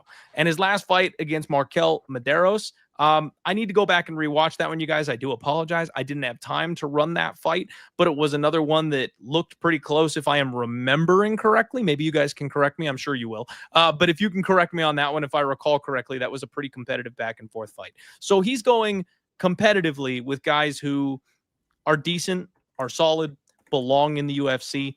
And now, once again, the UFC is trying to get one of their road to UFC prospects a dub. Rongzhu is capable of stupid volume, man. He put up over 125 significant strikes in his last fight. He put up over 130 on the road to UFC. Like, he's capable of just wild numbers on the feet. He's going to be 1 inch taller in this spot. But I've got a hard time seeing him win a complete MMA fight. If Hubbard comes out here and mixes the arts the way we've seen him do in the past, I don't know why he can't win this. Am I crazy, Dan? Not at all, man. And as you're talking, I'm getting Miles Johns and Tim Elliott flashbacks where it's like I just looked at the points handicap as you're talking, because you said a key word, right? When I look at points handicap bets, folks, one of the first boxes you should want to check off is durability. Is this fighter durable? That should be the first thing you look at if you're considering a points handicap on a dog, right? Because you need him to survive, regardless, right? You need him to survive, whether they're getting the finish or going to the cards. They got to be durable enough to survive. And I think Hubbard is. I know he's got a submission loss. You got to go back 5 or 6 fights, I believe, off the top of my head, to Kurt Holobaugh, who, again, Kurt Holobaugh is like he's top level regional guy who struggled in the UFC. But he's been very underrated. I'm sure plenty of people like myself talked about it last week when talking about Alexander Hernandez. That fight was much closer than what the result reads if you go back and watch the fight. So I don't hold that too bad. Kurt Holobaugh is a long-time Brazilian Jiu-Jitsu black belt. If that's how he's going to win, that's how he's traditionally won. So I don't hold that too harshly. So whether I pick Hubbard or not, I'm tempted to pick. I haven't fully committed to this fight. But man, I'm looking at this points handicap that's plus 100, and does it go to minus 120 by the time I'm off the show, like a couple weeks ago? Maybe, but I think you could do a whole lot worse. I think no matter what side you're on, I feel like that points handicap is could be sharp and the right down the middle read at the end of the day. Yeah, I like that. The points handicap is probably a real good way to look at this one, man. I don't hate that whatsoever. As of right now, it looks like Austin Hubbard is sitting around plus 225. So you'll probably get even money-ish, or like a minus 135 or something on the plus 3.5 line. And I think that's fair. But I think Austin Hubbard, guys, I haven't proclaimed a dog of the week in a couple of events, which with the amount of underdogs coming through is kind of sad on my part. But I haven't felt so amazing about the underdogs the last couple of weeks. This is like, I could click the button. Like, this is close, man. I feel like Austin Hubbard could be very, very live in this fight, but I'm not quite going to click the button just yet. But that's one that I'm definitely considering this week. Also, this fight was announced 4 weeks ago, so that's roughly 5 weeks in total. Hubbard's not very active, but he does train at Elevation for what it's worth. Whereas a lot of the Asian fighters, even the ones like who we'll talk about, Sumudaerji, who actually do the work and train with American camps, when you have these fights over in Asia, they're almost discouraged from going to those camps, right? It almost makes no sense financially and economically. So a lot of these guys stay over in Asia as well. Something to keep in mind. Yeah, and that is a fair point, especially if we're talking about what could end up becoming a dogfight. You want the guy who's probably got the cardio edge here. I will make mention though that Rongzhu so far in the UFC has an 84% takedown defense rating. Not that he's fighting super great people that means the world with. Cody Steele was extremely overhyped when he made it to the UFC. He went 1 of 4 on his takedown attempts. So we could see Austin Hubbard maybe struggle here with the takedown opportunities in this fight, but that could be a path to victory, especially later on in the deeper rounds. So just some stuff to chew on, stuff to think about here. Streamline Gaming says Clint is the Jack Sparrow of MMA betting, but you have heard of me. Yes, and that's great. I like that one too. And it's funny, Streamline Gaming, you say that, and it's like you're in my head, because there have been not one but 2 tweets that I've replied to this week that I was planning on using that exact clip to respond with. So you are right there with me, my friend. I agree, and I like that. Shout out my boy Razor Sharp Picks. You guys know I talk about Razor just about every single damn week on this podcast here. He's the only reason I have any coins jingling around in my pockets. The man just broke plus 100 units on MLB alone, and we're headed into football season. Guys, again, he doesn't pay me. I don't shout out anybody unless I very much believe in the product. My guy Razor, my guy Keg. Those are the 2 non-MMA bettors who I trust and follow. He just hit over 100 units of profit for MLB season. Unheard of. Make sure you're checking him out on Twitter. And you'll have to forgive him for being a Packers fan, but otherwise he's a top-notch dude. All right, guys, real quick, let's pay a couple of bills. Left, right punch, uppercut, lands. Oh my God! David Jones again. There's a straight body. Somebody gets dropped with another right hand, and that is it.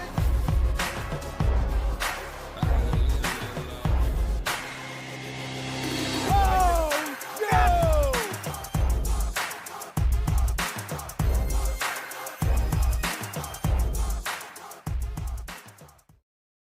You guys know the deal. Spectation Sports. We have not 1, not 2, but 3 fighters coming from Spectation Sports who are on this season of Dana White's Contender Series. You need to tape study them. You need to watch their previous fights. Gage Young was one of the guys we'll be talking about here in a minute who comes from Spectation Sports. If you guys want to sign up there, they've got events almost every week. We've got 2 events coming up this weekend. Promo code DIEHARD gets you 20% off your subscription. And again, I want to bring up to you guys the Fight Center over here at CloudBet. Shout out CloudBet. They're the official sponsor of the Die Hard MMA podcast and the official sponsor of the PFL. And if you guys saw last week, we've got Liz Carmouche rocking the CloudBet t-shirt. That's right. She's on the team. I got to hit somebody up over there and see if maybe I can get her on the show or something like that. That'd be maybe just thinking about it live on the ad read here, that'd be a pretty cool string to pull. Get a couple of PFL fighters or coaches here on the podcast.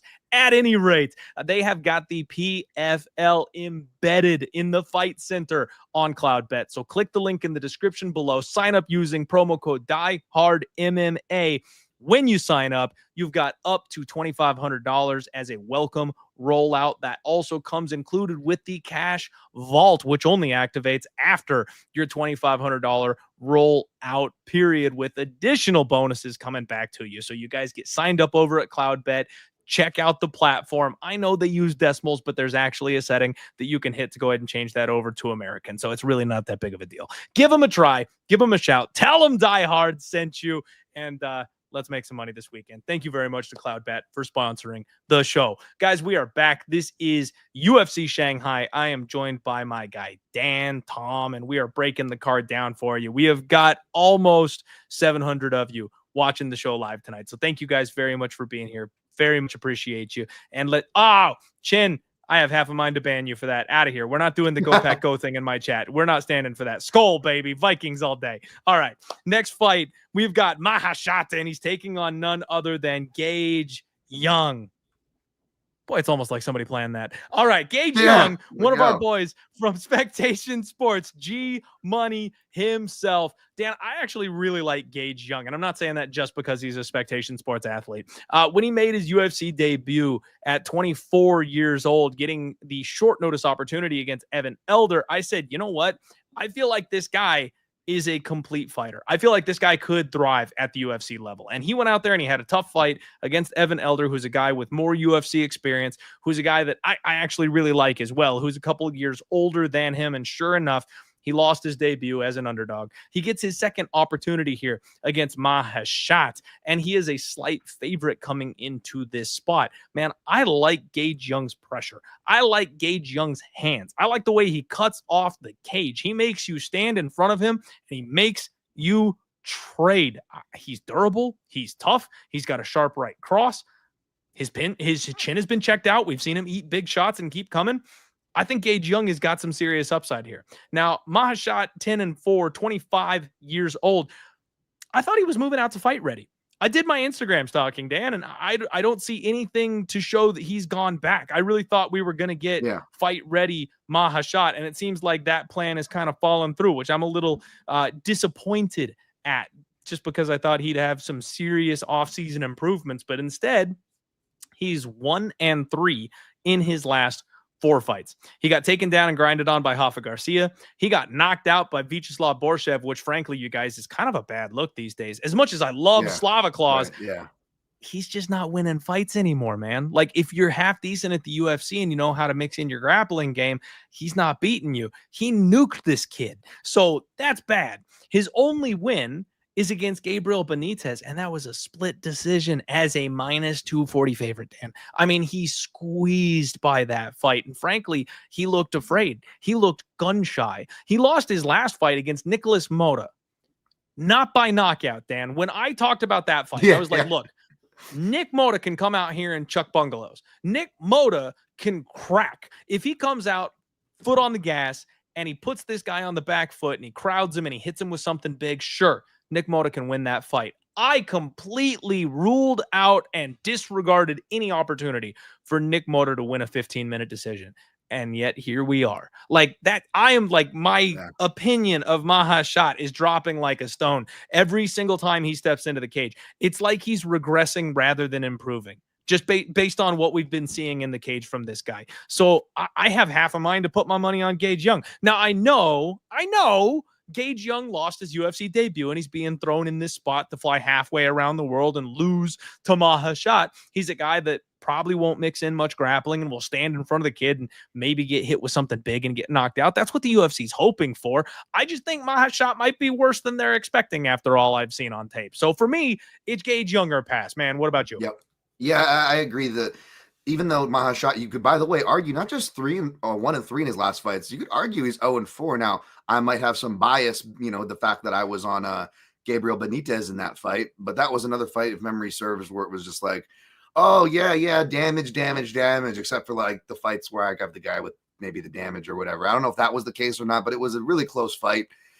And yeah, I'm not too high on Maheshate either, but like I said, the previous note, a lot of these fighters like that usually go out to the American camps, like the fight readies and stuff, they're not going to be encouraged to, and even more so when we talk about the next short notice stand-in in the next fight, because it's one of the main training partners of Maheshate down over there in China at the PI there under Dean Amasinger. And so he's got good training partners. I get it. This fight's over in Shanghai. So none of that surprises me. But yeah, for a guy as big and as dangerous as Maheshate, you would expect better results. But when you go back and look at the fights, and you can remember maybe his violent moments, but outside of those, it's not impressive. Like, and I was on Nicholas Mota, and I'm a Nicholas Mota defender, and I cashed there. But yeah, I mean, if you were to tell me that Nicholas Mota was going to be taking his back and riding out a decision, I would have been a little surprised. I was expecting more of a knockout, and again, the damage is a potent two-way street. So as much as Maheshate can give it out, it's not that he can't take it; it's that he invites so much of it back, and that's something that you have to keep in mind. We get dazzled by a fighter's offense. We got to look at their defense and be critical about that. And that's what's cost Maheshate. So yeah, it does feel like a favor to pass. And Gage Young is someone that was on my prospects to watch list for 2024 because Laura Sanko actually told me about him. Laura, somebody I will reach out to for my prospects list. I reach out to coaches, certain fighters. I got like people over in Russia for the Russians that I reach out to. And Laura's someone on that list that I'll reach out to. And she was, really high on Gage Young in 2023. I looked at his record. I'm like, he got submitted by the comedian Bobby Lee. I'm like, this guy? And of course, that's not That's not the actual Bobby Lee. And by the way, I think that guy fought in Bellator because Bellator will sign anybody who has like a name that sounds like a famous person. Rest in peace, Bellator. Yeah, rest in peace, Bellator there. But no, and you watch his footage, and yeah, you can see it there. He's got, some solid boxing aggression, some decent takedowns, can work well against the cage when he gets there. But he's still putting together his game. So I wouldn't rush and back up a dump truck or anything like that. This is a guy you want to wait and see play out. But I do like Gage Young, and he is going to be my pick here. Okay. Yep, we're on the same side there on that one. Shout out Glenbot says Maheshate is at SAC Pro Team in Kazakhstan for the last 6 months. Oh, wow. Now, is there another notable fighter that I should be recognizing because I do not know the SAC Pro Team? I'm not familiar off the top of my head, but Kazakhstan, if we want to play the old race science there, no, they tend to produce some pretty good fighters and a lot of different martial arts in that region, ranging from sambo to striking, so. Here in Kazakhstan, I just don't know the team. So I don't know. Yes. That doesn't mean much to me without the research. So I will go ahead and dig into that a little bit. Dirty Reg in the chat says that he is taking Maheshate and he's been fighting some really good guys. And that's fair. But that is fair, yeah. I feel like the guys he's been fighting are also a little overrated. So it's I don't know. I don't want to give him too much credit for losing. You know what I mean? Let me see here. Dare says we are betting the house on Johnny Walker. That is not a question. That is a statement of facts. So Dare, I don't know. We'll get there, man. We'll talk about it, but I don't know. I don't know. Oh my God. And the boys are talking about the Gunograph that Bet Vigil apparently invented was the Gunograph. That sounds awesome. My God. Yeah, I mean, it's funny because you say that, and all I can think of, Dan, you watch Futurama, right? You know Futurama? Yeah. Oh, yeah. It's like the smelloscope or something. It's like something that hooks into your nose. You know what got me is we all watch the same commercials. I imagine we get the same commercials rerun on ESPN Plus when we're watching these fights, folks. And they had a Bosch windshield wiper blade ad that had the most creepiest, gooniest guy in it that just made me laugh every time. I don't know if anybody remembers that ad, but you want to talk about gooning. That guy was just gooning so hard. It was really creepy. Kidding. I'm like, yeah, anyway, sorry. Now they're getting me talking about gooning. The chat's getting me going off about gooning now. Look at them. Yeah, that's apparently we're just it's the diehard goon MMA podcast. The diehard MMA gooncast. There we go. Goon that's cast, better. yeah. All right, guys. Next up, we have got okay. Let me shake it out here for just a second here. We have got Kiefer Crosbie, and he is taking on, I took down a couple of notes here. Taiyilake Nurgozhay, somewhere in that ballpark. Taiyilake Nurgozhay. Yeah, there you go. Now, Taiyilake, I've got to give a little bit of credit to, Dan. He is the Super Saiyan, 24 years old from China. My kind of guy. Okay, if he's not a Vegeta fan, we riot because we know Vegeta runs that show. That's what's up. The kid has a 100% finish rate, 10 wins by KO. And I got to tell you, if you're going to go with something like the Super Saiyan, you had better be good because we see people who get the Dragon Ball Z tattoos and then they're just ass, and it hurts my soul, man. It's if you're gonna go full-blooded Super Saiyan rage, you had better back that shit up. So I am hoping that Taiyilake is that guy. He's really tall, he's really lanky, he likes to stand and trade kicks at kicking range, he mixes up the game pretty well, but he's been fighting over, on the Asian scene where the wrestling is not quite what it is over here, and he has a lot of success taking people down, getting on top, but he's really stiff looking to my untrained eye. He doesn't have a whole lot of success with holding people down at times. There's guys that have been able to shove off and get back up from underneath him, things like that. Bit of a concern that if you're mixing up the arts and taking people down as part of your game plan over there and struggling a bit in that area, that might not work over here stateside. Now, the thing is, he's very aggressive on the feet. He's a bit slow on the reload, and he's very hittable, but he's been chin checked. He's extremely young, so I can see improvements. I can see him having a big upside. I can see him having a solid ceiling, but I see a lot of red flags as well. He's going to be 2 inches taller. He will have a 5-inch reach advantage, and Kiefer Crosbie is the right guy for the UFC to put him up against here. At 35 years old, Kiefer's 2-2 in his last 4. But he's 0-2 so far in the UFC. He's out of SBG Ireland. He is training with Johnny Walker. He dropped his UFC debut to Kevin Jousset. And it was embarrassing because Kevin Jousset's a kickboxer.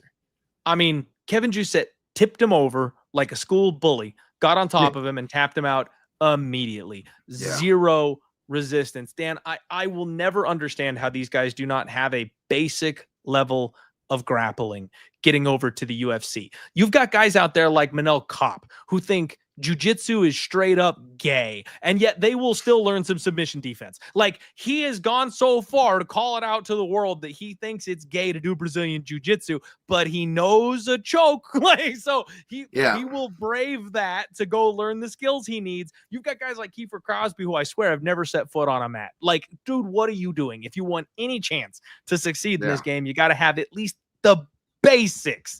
So it's concerning because this kid probably can just tip Kiefer Crosbie over. The one thing though, Dan, Kiefer Crosbie has got some fast hands. He looks like Jessica Andrade in there at striking range. Like, he just bites down on the mouthpiece and he wings the hardest hooks he can manage, and he hits hard. I would not be shocked if this is the big round one upset for the week, just because this kid is hyped up with a perfect record. They're going to run a highlight reel that looks amazing. Everyone sees 0-2 Kiefer Crosbie, but the fact of the matter is he chucks nukes, and this kid is going to stand there and try to eat one of those. I'm not sure it's going to work out too well for him. So I will pick, I think the Super Saiyan can win this fight via submission, but he better come out correct, and he better look to take the fight down early, because if he doesn't do that, I may have to sprinkle round one Kiefer Crosbie, man. Round one KO for Kiefer Crosbie is going to be like 11-1 or something, and I may want a piece. Yeah, I don't blame you. It's one of those fights where it's like, I don't know if I'm going to have a round robin this card, even though I've actually been doing good with my round robins. I've cashed more round robins this year than I ever have since I started doing them. But I'm in bank building mode, man. So I got to scale it back down, Clint. But if for a round robin on this fight, this is one where it's like, yeah, if you're struggling to find spots to fill that round robin, you could do a whole lot worse, even if you're picking the Super Saiyan, but by throwing Kiefer Crosbie, even just as money line, but you want to get cute KO or KO round one into a round robin. That's going to be big plus money, because this feels like a big trap spot. And yeah, I watched tape on Nueraji, what was his first name there? Taiyilake. I can't wait to hear everybody pronounce it teriyaki this week. But Taiyilake, Nueraji, yeah, it's a very tough name to pronounce, man. I'm no better over here, folks, and I'm freaking half Chinese, and I'm also part Irish, which is so it's like my blood going to war here. You know, we'll talk about Loner Kavanagh, who combines my bloodlines there. But yeah, this guy, he's been training with Hayisaer Maheshate, and you know, he was over there on I got to find out what happened on why his competition was kind of disrupted over there on road, and kind of was juggling around. Obviously, the UFC has had tabs on him though, because they queued him right in. They fit him right in for this fight. And yeah, Kiefer Crosbie, it's tough. You know, it's like, it's a little less excuses for him for that ground game, because welterweight is a more prestigious weight class. That being said, it is traditionally the bigger guys where they get to the UFC, right? We just saw it with Dricus du Plessis. Middleweight's a division where you can be like Dan Kelly. You can have no knees and go on a crazy run. Derek Brunson has a crazy run before he gets figured out. And sometimes your crazy run in middleweight will take you all the way to the title before you get figured out. It's just something in those bigger weight classes. You got to imagine Kiefer Crosbie's been getting better. The thing with him and Johnny Walker is they both haven't fought in over a year. They moved from SBG Ireland over to Extreme Couture. Now, I know I'm biased here, but if you really look at it, you know, Extreme Couture, they don't just like, it's not like an SBG where like it was only Conor McGregor and they didn't really improve any other guys. Even guys who were already at talent like Johnny Walker or Mahwan Amirkhani back in the day when he went over there, they didn't do well when they went over, right? Like, whereas Extreme Couture, you know, you can't just look at Ngannou's or Strickland. Even look at the Dan Igues and these other guys, like all levels, like guys that have built up. So you got to imagine they are going to improve there. Is it enough to blindly back any fighter from Extreme Couture? No, and I don't do that, right? I picked Fluffy Hernandez to beat Dolidze, right? Like, I can separate my biases, folks. Does it mean I'm any better of a better? Of course not, sadly. But I can separate those biases. I just will say, leave some room to be surprised for Kiefer Crosbie. I like hearing, you know, you want to talk about fraudulent and how can you get that without a ground game or this or that. Like, Kiefer Crosbie was pretty brutally honest about like John Kavanagh and SPG and how much he was there and the coaching abilities. It's stuff that a lot of us suspected, granted, Clint, but it was nice to hear it from the horse's mouth. It's nice to hear that honesty, you know? So does that mean he's gonna flip things around at 35? Maybe not necessarily, but is he alive enough for an upset spot? Should he be this much of a dog? I don't think he should be this much of a dog. I think this line should be about half the width that it is right now. but I don't disagree with Taiyilake being the favorite here. Okay.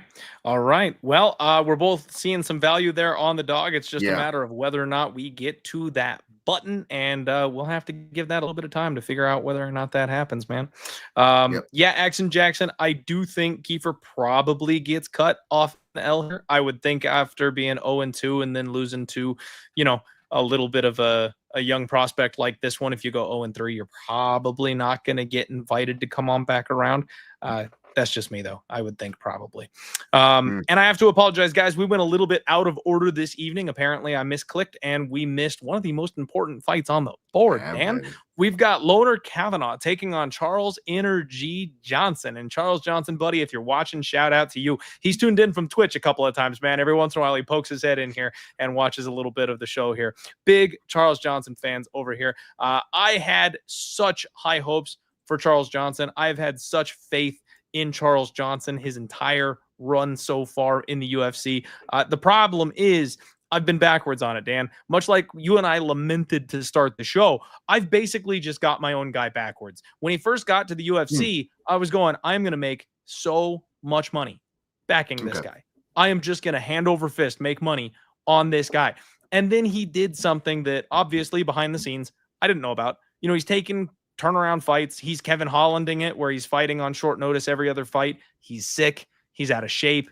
He's not in camp. He's injured. You know what I mean? Like, he's doing that whole thing.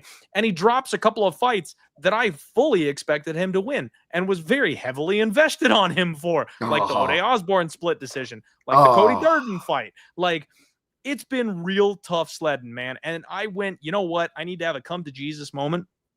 And maybe I'm the problem here. So I must be wrong about this guy. All the stuff that I saw on the tape, all the stuff I saw in the regionals, I must have misinterpreted that. Maybe he just fought cans and I'm giving him too much credit, right? So maybe this guy's just not that good. So I bet against him.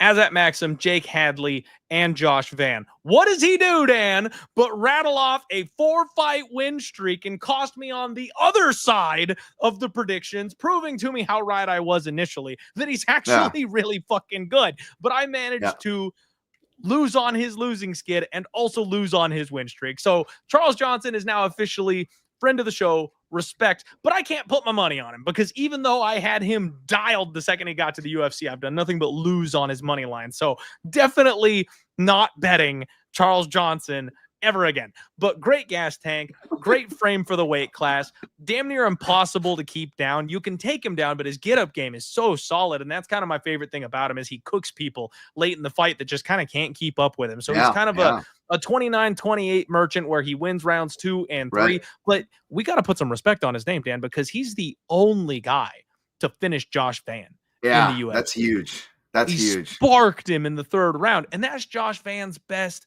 round. Nobody touches Josh Van in round 3, and this man iced him in round 3. So Charles Johnson, very much a 1 of 1 in that aspect. Now, Loner Kavanagh, 9-0 undefeated, 26 years old. This is a very, very popular hype prospect coming out of Dana White's Contender Series, coming from Cage Warriors. Now, you guys know how I feel about Cage Warriors. The current crop is it leaves a little to be desired. A lot of these guys are getting cut, so we have to kind of see what's going to happen here. First 2 fights in the UFC, Jose Ochoa and Felipe Dos Santos. Very tough opponents. They look very good on paper. However, you've got Jose Ochoa, who's 1-2 in the UFC. Now, granted, tough opposition. Loner Kavanagh and Asu Almabayev are the guy he's losing to. Felipe Dos Santos, he's 24 years old in the UFC. He's 1-3. So, like, these guys looked really good. They looked really dangerous. They were undefeated when they fought Loner Kavanagh. They have not done well in the UFC since. So this is one where I feel like you've got to take this run that he's on with a little bit of a grain of salt because he also may not be quite as good as his record would suggest. Now, last I checked, I believed he's a BJJ purple belt. He's really good defensively. He's very elusive. He's flexible. He's fast. He's very explosive. He sprints when he decides to go. He's got a nasty chop and calf kick. He's got 4 wins by KO. And it seems like when he decides he wants to pull the trigger and really go, the kid's got some real power. So I like a lot. I like a lot about Loner Kavanagh. But Charles Johnson is 3 inches taller. He will have a 3-inch reach advantage. And I don't think Loner Kavanagh is going to be able to buy any break from this guy with the wrestling or the grappling. I cannot see him controlling Charles Johnson on the mat. Yeah, I know a lot of people in the chat are just waiting for me to fall face first into this trap. And the betting line lets me know that, like, this is probably the sucker bet of the week, right? You got Loner Kavanagh minus 200, Charles Johnson plus 170. How do we not bet Charles Johnson? Yeah, they're making you do it, Clint, because even I just looked at the points handicap for Charles Johnson, minus 200. They're really just trying to kill your boner for being creative. They're really funneling you to the dog here. They want me to step in the bear trap, Dan. Yep, they do. They 100% do. They didn't even put leaves over it. It's like, I see it right there. There is a red velvet cupcake in it.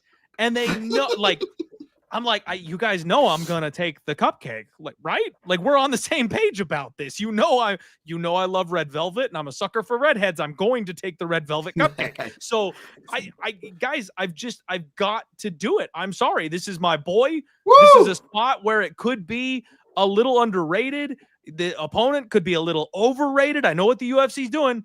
I'm counting on Charles Johnson to spoil the show. That's the Link Memorial Dog of the Week. And my friend Ethan in the chat, I will give you your opportunity at 4 in a row. We've got a 2-shot bet. I'm going to have to buy some more drink, apparently. My wife's going to kill me because I'm losing too many shot bets to you here this week. But let's go. Let's go. I'll take it. That's the bet this week. Wow. I got to owe a shot bet this week too, now that you just reminded me of that. Thank you. Yeah, I listen, I'm going to stay off the I got to stay off, man. I have my no bet, my no fly list is Charles Johnson. I appreciate him as his skills, but like you said, Clint, I've been on the wrong side. I backed him when he's losing these tight decisions, and then I've, picked against him, and then with Josh Van, and then gotten, brutal, or even ZZ Bottom, which, say what you will, that fight was a lot closer than what the scorecard said. You got a guy shaking his leg out. That's effective striking there, but we know how the judges are with body work and leg work. They don't always award it. That being said, you cannot deny Charles Johnson's skills. I don't blame anybody for taking a dog stab here unbiasedly, but my own betting juju, he's on my no bet list. I like Loner Kavanagh. I think he can outpoint him, but it's just going to be one of those tight 29-28 fights, which is why the points handicap is getting priced out for you for the Charles Johnson side. They're really funneling you toward a money line side for this fight, and I don't blame you if you take it, but I'm going to officially pick Loner Kavanagh. Stand away. I wish you the best, though. Wish you and Charles Johnson the best, Clint. Yeah, I've got my shot bet here with my boy Ethan in the chat. I don't know if I'll put my actual hard-earned money on it. It actually may be almost a Dreykus situation where this might be a really good spot to live bet, guys. It might be best to just go in there and wait for that first round and see how Charles does and make sure he gets warmed up and make sure he finds the range, because you absolutely might be able to go ahead and hit that and get a better number on it and be good to go. Yeah. Oh, baby. My boy JT treating me to the shot here with the 1999 Dodo. JT, you are the man. That deserves a cheers with the empty shot glass there, buddy. I will go ahead and be sure to buy that fireball. Thank you, my friend, so much for the support. You are the man. Not only just supporting the show, but buying me a drink on top of it. So appreciate the hell out of you, dude. That is freaking awesome. All right, guys, let's move it right along. We've got over 700 of you here live in the show. Please hit that like button, get subbed here for me. Sumudaerji takes on Kevin Borjas. Okay. Sumudaerji is a really, really weird situation, man. I could do like a full 2-hour-long preview on Sumudaerji by himself. This guy is so tall, so long, extremely fast, very rangy, hits pretty damn hard, 29 years old, 17-7. He was supposed to be kind of a big deal. He was one of these guys that came over to the UFC and we were like, oh, okay, like tough run to start. He lost to Luis Smolka right out the gates, but the UFC gave him some good opposition after that. He smoked Malcolm Gordon. Everyone talks about the speed. They talk about the power. And then we found out in a hurry that he cannot grapple. He is 1-3 in his last 4 fights. His last win coming over Mitch Raposo via split decision, which, frankly, if we're being honest, Dan, I bet Mitch that night. That was not a split. I appreciate Sal D'Amato for trying, giving me an outside shot at cashing my ticket, right? He's never on my side, but that night he tried for me. that was not a split decision. Mitch was not in that fight. I thought he would have more success pressuring. I thought he would have more success grappling. Sumudaerji does seem to have made some small improvements. Now, they're not big improvements. They're not great, but there are some improvements to be noted here. Now, he's losing to guys like Charles Johnson, who we just talked about. He's getting smoked by guys like Matt Schnell and Tim Elliott, obviously. Those were beautiful positions to take the submission props. And even though he had Matt Schnell on death's door, I still somehow got to a sub prop that night. So thank you, Matt Danger Schnell. But now they're giving him Kevin Borjas, 10-3, 27 years old, and he's 1-1 so far here in the UFC. Off Dana White's Contender Series. I'm sorry, 1-2 in the UFC. So here's the thing. He wins on Dana White's Contender Series. They throw him in, and it's against another unknown fighter, another guy who we haven't seen a whole lot of, another young kid with not a lot of experience. Josh Van. Yeah, his UFC debut is Josh Van. Boy, did that age well. And Borjas is one of the guys that led me to believe that you could knock Josh Van out. Because in round one, he had Van stumbling all over the cage, Dan. He hurt Josh Van multiple times early in that fight. But then Van does what Van does, and he just stepped on the gas, and he paced him over the next couple of rounds and managed to win a decision. Okay, fair enough. Alessandro Costa in his second fight. He gets taken down. He gets wrecked on the mat. Costa's a little muscle hamster. Dude is an absolute monster. If he can out-physical you, you're in trouble. So I bet Rolando Rodriguez against this guy in his next fight, right? I'm thinking Rolando Rodriguez, the lazy boy himself, no way he loses to this guy, right? Grappling sensation. He's going to come out here and mess him up. Yeah, no, that's not how that fight went. That's not how that fight went at all. Kevin Borjas showed that he's got way more to him than what he showed in his first couple of fights that night. I like the way this kid strikes. I like the way that he moved. He's very solid on his feet. He's very technical. He's a very, very good striker. Man, I like that lead left hand. He knows how to shell up very well. He's got 8 wins by knockout, so he's got decent pop and power in his hands too. Like, this is going to be a striking match. Once again, I know what the UFC is doing. They want to give a striker to Sumudaerji. They want to give him an opportunity to win this fight. But I feel like this one could just backfire. Sumudaerji is a -155 favorite. Kevin Borjas is +130. I need to do a little bit more work on Kevin Borjas' grappling game as to whether or not that's something that he can maybe fall back on and go to, because that's the cheat code for beating Sumudaerji. Yeah. But if we get a 15-minute striking match, this feels like a coin flip to me, man. Like, it's real thin. It's real thin. But at +155, I lean to Kevin's side here as being the value side on the fight. I can recognize that Sumudaerji might be able to do exactly what he did to somebody like Zaruk Adashev here and just kind of keep him at range. Keep it, volume him up a little bit, throw a jab out there every time he gets close, just kind of touch him and make sure he stays away. It's totally possible for him to win this fight, but I'm never going to lay chalk on Sumudaerji. So for me, it's Kevin Borjas or nothing. Yeah, so I taped this. This was another fight I taped today, as was able to tape beforehand because we southpaw on the list. Borjas, he's 0-0 against UFC level southpaws, but I went to his regional tape to find some southpaws, and sure enough, it was actually his loss. It was by submission, but he was getting lit the fuck up. Sorry, F word, but whatever. Renzo Mendez. I don't know if I can curse here, but yeah, Renzo Mendez was just lighting him up. It's a rear naked choke round 2. But you go back and watch the fight, and Borjas, he doesn't, his jab disappears. One of the things that I hate. It's like, okay, are they going to keep their jab, or are they going to go with the fallacy that like guys like DC shout on the broadcast and only reinforce it, which is fine when they mess up the live betting lines, right, and get everybody all upset for robberies. That's fine with misinformation, but it's annoying when they say that you can't jab a southpaw, you got to use your rear hands. Like, yes, you can, and you should. And you have to look at like certain things, like like certain southpaw tricks, and if the orthodox fighter can do those, like, which is what Chris Duncan did, and I was like, oh, okay, I think Chris Duncan can actually do well against a southpaw, given these things, even though we haven't seen him. And sure enough, it was a war, granted, but he was able to pull it off. And when I look at Borjas, this guy can win a war too. He is very tight fights, right? Like, regardless of what side you like on this fight, folks, this is another one where, like I was talking about with the Miles Johns fight, or on that very night too, I also took Feely as a dog. That was a dog I took that did hit. But what really paid off is I had both fight goes to split decision. I like using it as a potential bonus in the Feely case, or as a hedge in the Miles Johns case, right? Where it's like, win or lose, can they get close enough to a split decision? And if you're looking, especially as a favorite, you know, well, what are the ways I can logically lose here? Let's be critical about our own bets here, right?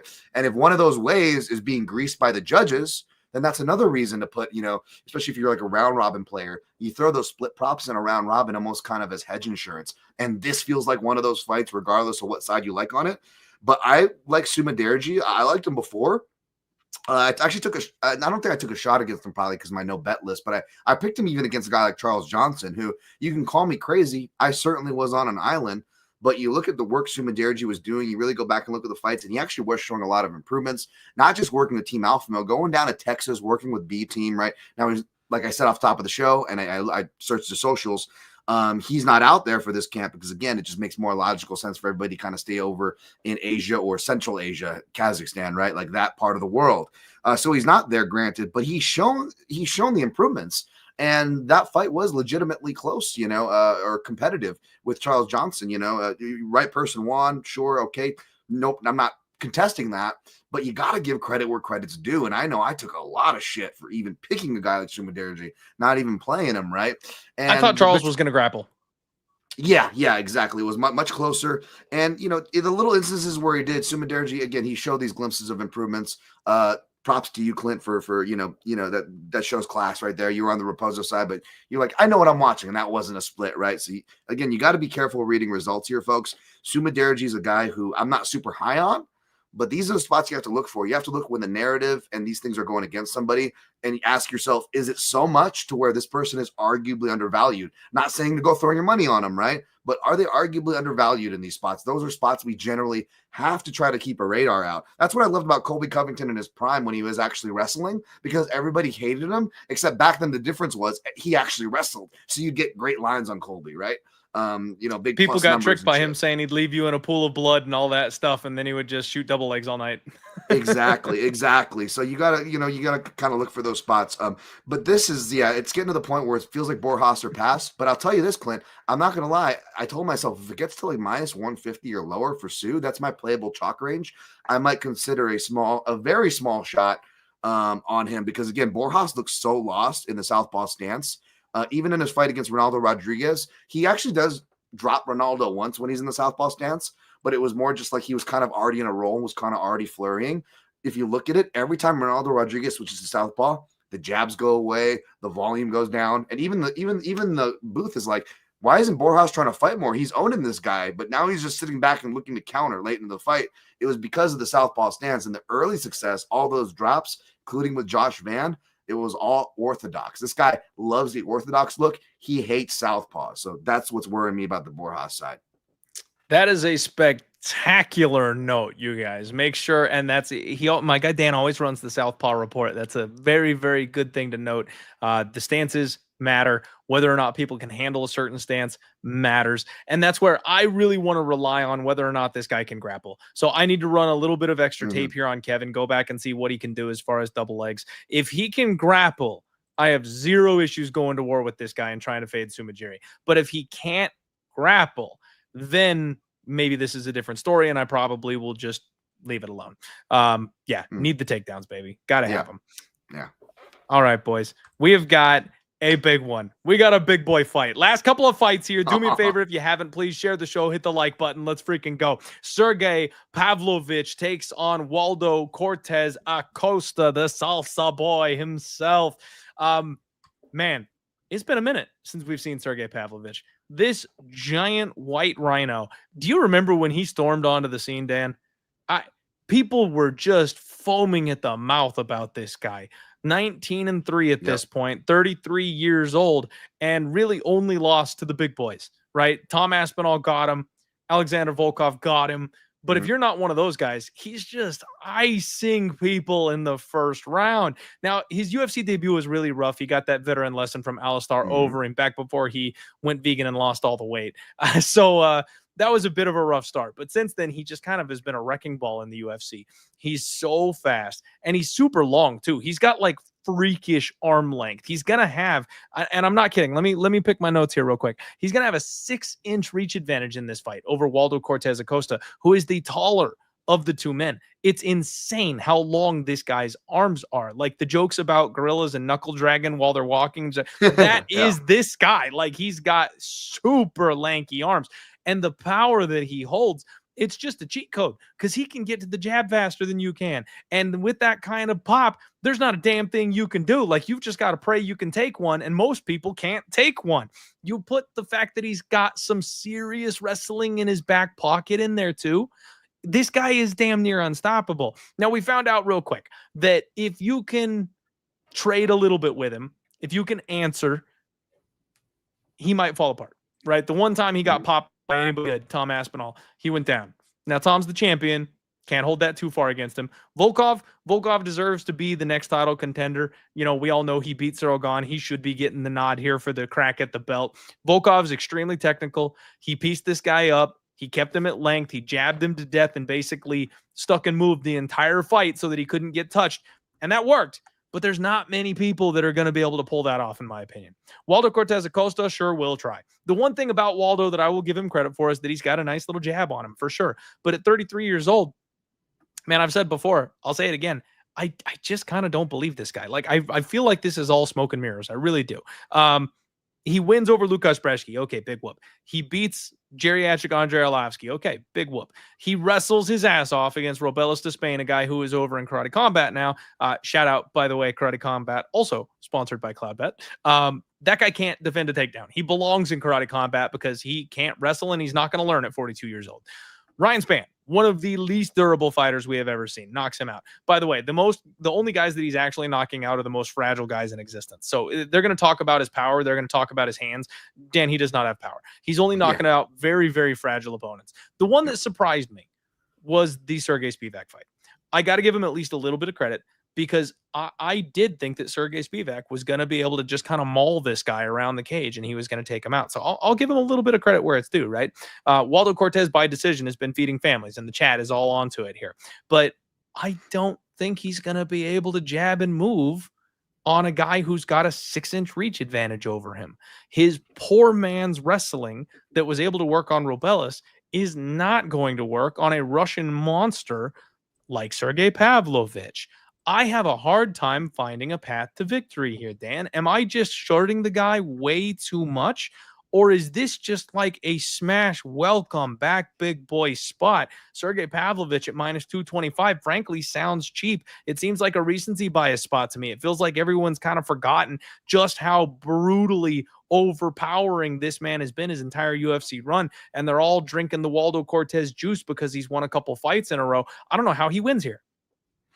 It's tough. Well, I got to ask you this to answer this, Clint, because are you coming in with a Waldo Cortes bias? What I mean is, are you coming in like me, where you're just like, Waldo Cortes is my least fucking favorite heavyweight. I hate this guy because I absolutely am. Yes. Okay. See, because that's my problem here is because I've got emotional Dan Tom on one side where even though my analyst friends who don't even bet at all, and I trust their reads better than mine analytically, they're like, yeah, this guy, I hate this guy's style. But okay, we're all in sync. We just hate like this kind of heavyweight style. And he taunts. He's just like he's not even fun. I think the power is overrated. Like I second you on all these points, but I'm like, is it my bias? Where on the other side is Sergei Pavlovich. I don't necessarily have a bias toward him, but he's a guy I've been really spot on. I think I maybe have only called one of his fights incorrectly. That might have been the Curtis Blades one, where maybe I might have still had hopes where I was like, Curtis Blades, does he sometimes wrestle at least? No, he just doesn't wrestle at all. Okay. It was kind of amongst that, but I've called and cashed more importantly when he's lost. I cashed out over him when he first came in. And the only other times I've never bet, I've never bet against him any other times. Like maybe the Blades fight again. I don't even know if I picked Blades, and if I did, I don't know if I bet him. But I want to leave the door open. But I know I faded him with the Volkov, the training partners. That was going to go over, right? I didn't expect his last fight against Rosen. Sorry, I'm jumping all over with Pavlovich, but yeah, I didn't expect Pavlovich's last fight, which was a win, not a loss, and I did pick him to win. Didn't expect it to go over in that fashion, even though Rosenstrike is a staring contest fighter. But I will say this, Clint, I do like seeing that he can win those fights that go long. That's some evolution, right? Yeah. So that's actually a good going into a fight like this. I actually think that's a good thing, which could be like a bad look, or maybe you're like giving him the pass. He was just trying to get right. Fine, whatever it was, he showed he could win a fight, even if it was against a low output guy like Rosenstruck. And yeah, man, I like Pavlovich here. I want to watch that Sergei Spivak fight one more time because I picked Sergei Spivak there too. But one thing to keep in mind when I said earlier about the Daukaus brothers, Spivak's got that same thing, man, where like he'll go to war like it's over an ice fishing hole, like with guys like Marcin Tybura. But when you get like explosive athletes in there, color that however you will, folks. Like those are the guys who like Sergei Spivak, like he goes in, like I remember picking him against Gon, which I know sounded stupid and looked even stupider, but it was one of those fights where he came out, and I don't know if you ever get this, Clint, where I'm like, oh, he lost this fight. Oh, this guy lost the fight. I don't know what it was, but Sergei looked shook, and he did not fight. Even I'm not saying he would have won the fight, but he did not fight up to his potential. And he's one of those guys. Sergei's a confidence fighter, man. He falls apart. Yeah. If he's not in the driver's seat, he just completely doesn't got it. Like you'll see it. You'll see the fire die in his eyes if he's not being the bully. Yep, 100. So again, how much do we really even give Waldo credit for that fight? I want to go rewatch that. But basically I describe Sergei Pavlovich as a refrigerator with arms. That's basically what he is. Like if you don't have to be a good a good artist to draw Sergei Pavlovich, just draw a fridge and then draw two giant muscly arms. You pretty much got it. And Clint, where do we keep the salsa? In the fridge. Salsa staying in the fridge on Friday night for us. Salsa staying in the fridge this weekend, Clint. The salsa is staying in the fridge. I like it, man. I like it, and that's where the chat thinks we're crazy, and you and me. I hope it's the two of us with margaritas on an island. We'll keep them cool in the fridge. Everyone else can bet on the salsa boy. Yeah, and that's employees saying definitely fading your guys' bias. You go for it. I mean, this is one where I think, man, I feel like my personal bias and my analytics are matching up. Like my eyes are telling me that Pavlovich reminds everybody this week. And my bias also says I don't like Waldo, and I've been waiting for the opportunity. So there's no conflicting force here. Both things are telling me that I need to get on Pavlovich this week. And to be honest, regardless of my pick, I probably won't be playing it because of my bias on Cortes-Acosta. So yeah, my feelings won't be hurt if you fade me, guys. In fact, I encourage you. Believe me, go for it. Best of luck to you. But even with my bias aside, my analyst read would still be Pavlovich for whatever that's worth. Yeah, I just got to figure out what I want to do with it. The problem for me is I don't like Pavlovich at Giant Chalk, and I've seen that he is capable of winning a decision now. So while Pavlovich, it used to just be the KO button. You would just, easy poke, hit the KO. Now we know he can go 15. So we don't know that it's an easy click to send him to a decision. So I got to decide if I feel comfortable parlaying him. What do we do? Like, that's what makes it a little bit more complicated here, is because of the number. All right, guys, let's go. It's time for the co-main event of the evening. Brian T-City Ortega taking on the Funk Master, Aljamain Sterling. Oh, what a fight. Grappler's Delight in our co-main event, and juicy little tidbit for you guys here. Apparently, this is a 25-minute fight. This is a 5-round co-main event. It's almost like the UFC knows that the road to UFC cannot carry a card by itself. So they gave us a main event in the co-main event slot. That's what it feels like to me here, just a little bit. What a fight, though. Seriously, man. Aljamain Sterling, I have kind of disrespected him a little bit since his move up in weight. I think I got just a little bit too high on my own supply, calling the Sean O'Malley KO. I felt like I was the Aljamain Sterling whisperer there for a little while, man. I bet on him to win by decision. I bet on him to win by split against Petr Yan when they did the rematch for the title. I bet on that fight to go the distance. I made piles in the Yan rematch. And then I hammered Sean O'Malley. And with those two results, I'm just like, I know this guy Sterling inside and out. And I decided to fade him with Calvin Kattar. Now, Calvin Kattar turned out to be a little bit more shot than any of us anticipated at that point. But I thought he'd be too big, too strong, shuck maybe a couple of takedowns, and then go to work with the hands. Kind of a bigger version of a Sean O'Malley. Less power, obviously. But I didn't think Aljamain Sterling was going to do too well moving up a weight class. Small sample size, right? We've only got the one fight to go off of. But damn, he looked good. He looked like he filled out. He looked like his body needed the nutrients, and it absorbed right up for him to move up a weight class and just be a beast at this weight class. Thank God I got on my boy Movsar Evloev in the next fight. Close fight, competitive fight. But I'm Movsar or die for the most part. He seems like an easy click when it comes to betting most times. So I was willing to go to war with him there. But Aljamain, again, did really well in that fight. For a guy in Movsar who I think is clear and away just the best grappler in the weight class, bar none. Sterling gave him a real go for it there. He's not a great striker, but he does what he needs to close the distance. He's a backpack merchant, right? This guy can get on your back and grind away 25 minutes and just never let you move if you give him the opportunity to. He's one step ahead in the grappling transitions. And if you don't make him strike, if you can't defend a takedown or two to force him to strike, this guy has cardio for days because he can grapple and wrestle all day. No problem if he stays down there. Brian Ortega, 16-4. He's all heart in those baby blue sexy eyes, 34 years old, and he is 1-3 in his last 4. I've been saying that exact phrase a lot on this card, Dan. It just so happens that a lot of these fighters seem to be in that exact same position. Shout out Brian Ortega because he got wrecked by Alexander Volkanovski. He had the shoulder injury situation with Yair Rodriguez. The beautiful revenge moment to come in healthy against Yair for the rematch and just get him to the mat, take him down, tap him out. As a certified Yair Rodriguez hater, that was maybe one of my favorite cashes of all time. And then the Diego Lopez fight where he just got kind of smoked, right? Like Diego Lopez is unreal. He's on another level right now. He's on a different kind of path right now. This kind of sets up pretty cleanly to me as the wrestler versus the jiu-jitsu guy. Brian Ortega probably has an edge in the striking. So as long as this thing's on the feet, he actually might have a way to win the fight there.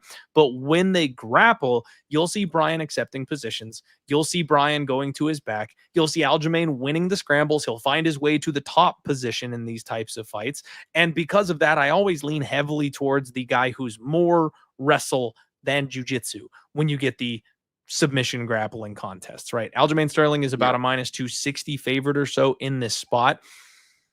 I don't want to disrespect Brian Ortega because if we're doing nothing but grappling, this man is so dangerous. This man is so slick.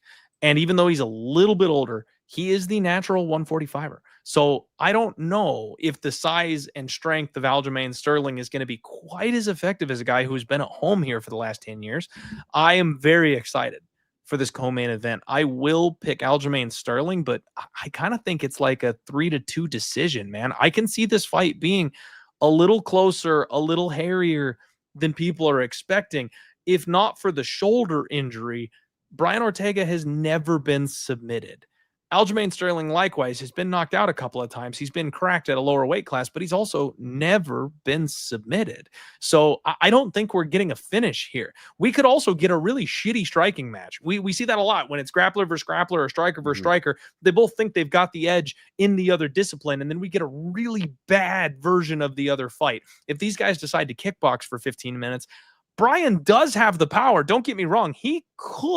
In theory, he could land a KO at some point in this fight, but I don't know that he's going to have enough moments of success to actually achieve that. So yeah, Aljamain Sterling by decision, and I think it'll be greasy. Yeah, I don't hate any of that. So two things I think are going to happen to these guys, and I don't think either of these fighters are going to make them pay for it. Not so much losing for Ortega. He's been losing, right? But one thing that Ortega's has is durability, this chin. And I thought it was going to go in the Diego Lopez fight. I thought that was going to be his first TKO loss, and it almost was, right? In my defense, to pick something as bold as that, it kind of almost happened. And I think that's on the verge of falling off, even though Ortega is both younger than Sterling and has less miles. And I don't disagree with the wrestling portion. And you really look at it, Ortega really hasn't had to face that, right? Like outside of maybe Frankie Edgar, who was past prime and he knocked out, for the first time in his career, speaking of first time ever knockouts. And that was right away in round one, and then Clay Guida, who was, past prime by that time and was actually winning the fight, arguably on some cards, right? And then Brian Ortega has to kind of save himself with a flying knee.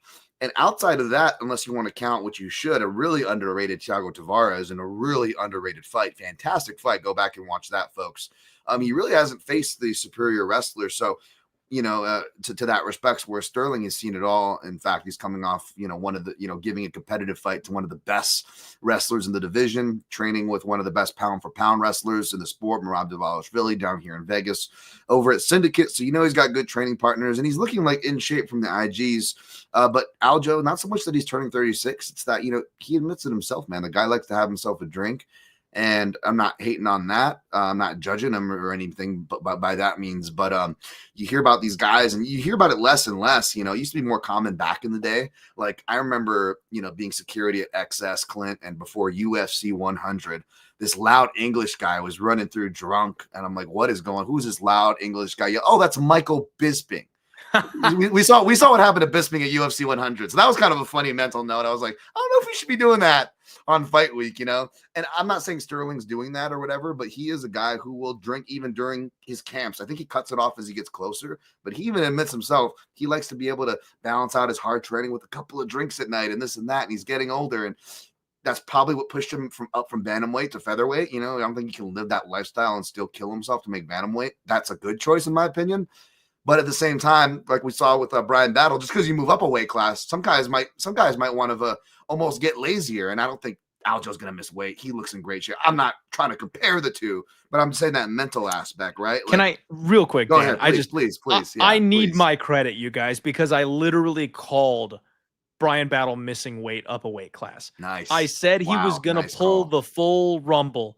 I said he was going to go full Anthony Rumble Johnson. Sure. And he starved himself for far too long that young body, as soon as he gets any little taste of nutrition, is going to just explode. He needed that.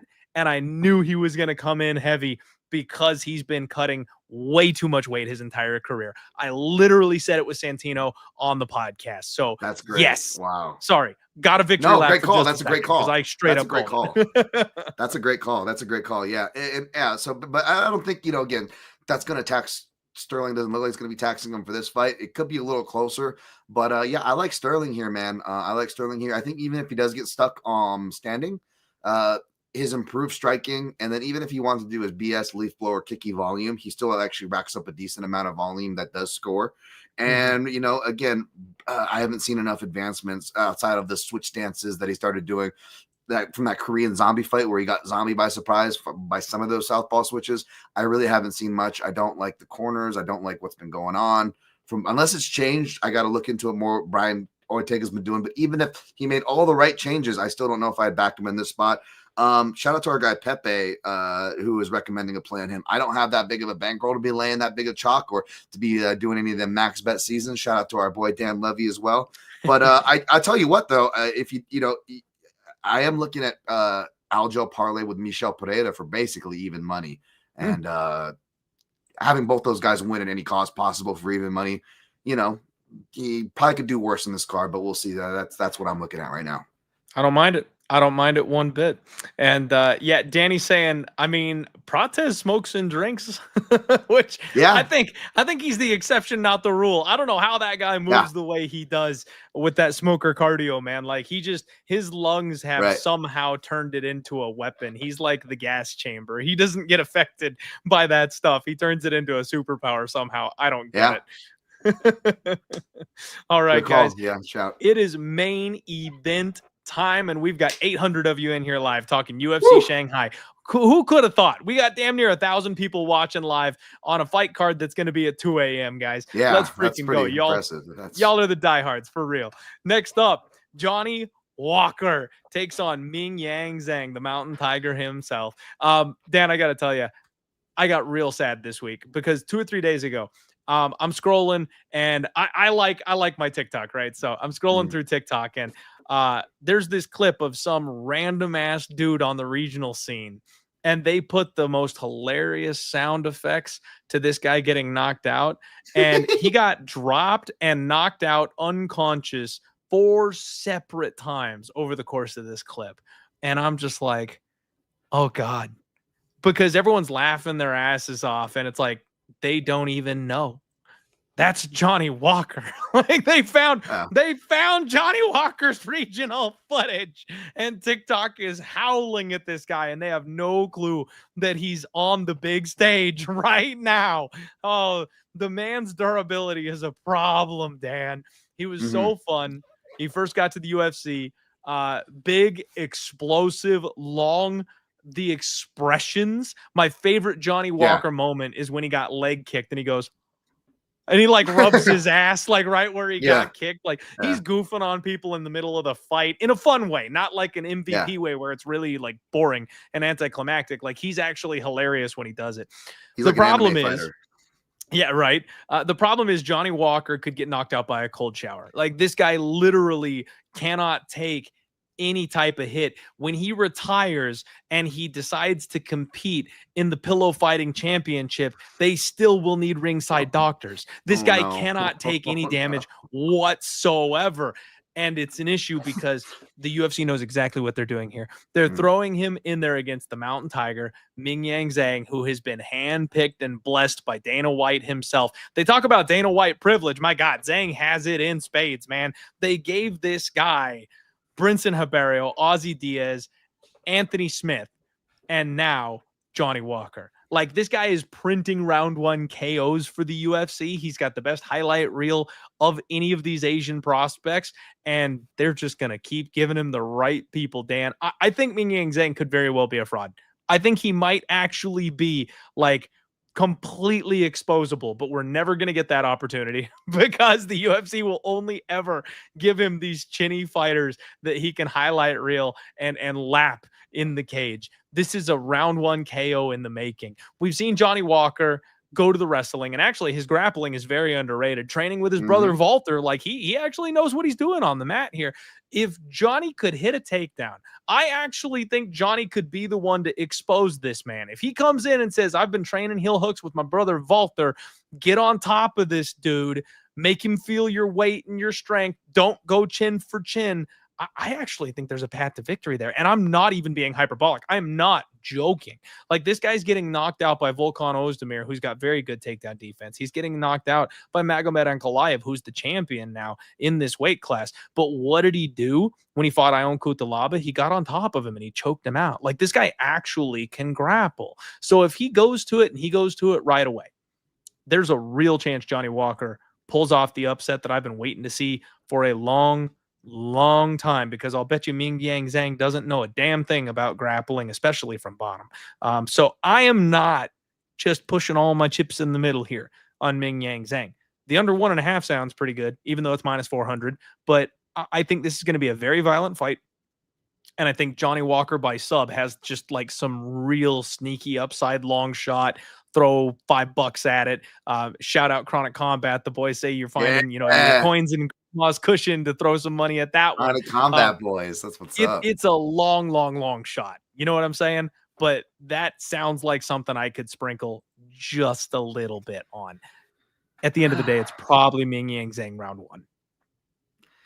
Yeah, so I hate round 1 betting in general because I'm terrible at it. And it's always where, and from an analyst perspective, also, like, it feels like super disrespectful as an analyst because I'm like, people are going to get mad at me if I pick against them. And I'm not super popular or anything, but like I'm on a public forum, MMA Junkie, that a lot of fighters follow, right? I train and go into these gyms. So I'm around, like I'm not some guy who's behind his keyboard, although I might look like it, right? Like I am fully accountable for what I say. And I always try to remember that, right? I always try to remember to be respectful to that. I don't know where I was going with that, but I do want to say this though. You're not crazy, Clint. You're not crazy. Now, again, I'm not just going to pick extreme couture fighters or this or that. And I think I've proven that, right? But I will say, if you see Johnny Walker as my official prediction, could I deny that bias isn't playing a role? Of course I can't deny that, right? Because you got my guy. By the way, Ray Longo, and I'm not shitting on Ray or whatever. I'm just bringing this up. Ray Longo is not going to be in Aljo's corner. Not all the coaches are making it out there, but Eric Nixick is, right? He's going to be out there for Michel Pereira, possibly, I imagine so, because he's out there. He's going to be there for Kiefer Crosbie and for Johnny Walker, obviously, right? Mm-hmm. And I pick against fighters that have my guy Eric Nixick in the corner. I hate doing it, but I will, for anybody accusing of that bias, right? That being said, though, there's that whole feel and vibes, pick. There's also the puncher's chance. And, when we talk about offense, sure, defense, the chin might not be there for Walker. But offensively, like if this guy sparks someone on the floor or on the feet, can you be surprised? No, he's got the skills to do both. Brown belt in Brazilian Jiu-Jitsu actually showed a good ground process in that Dana White Contender Series fight. If you go back and watch the tape, good reference there, Clint. And again, I don't like to speak out of school on what fighters are doing and training and what they're going to do or this or that.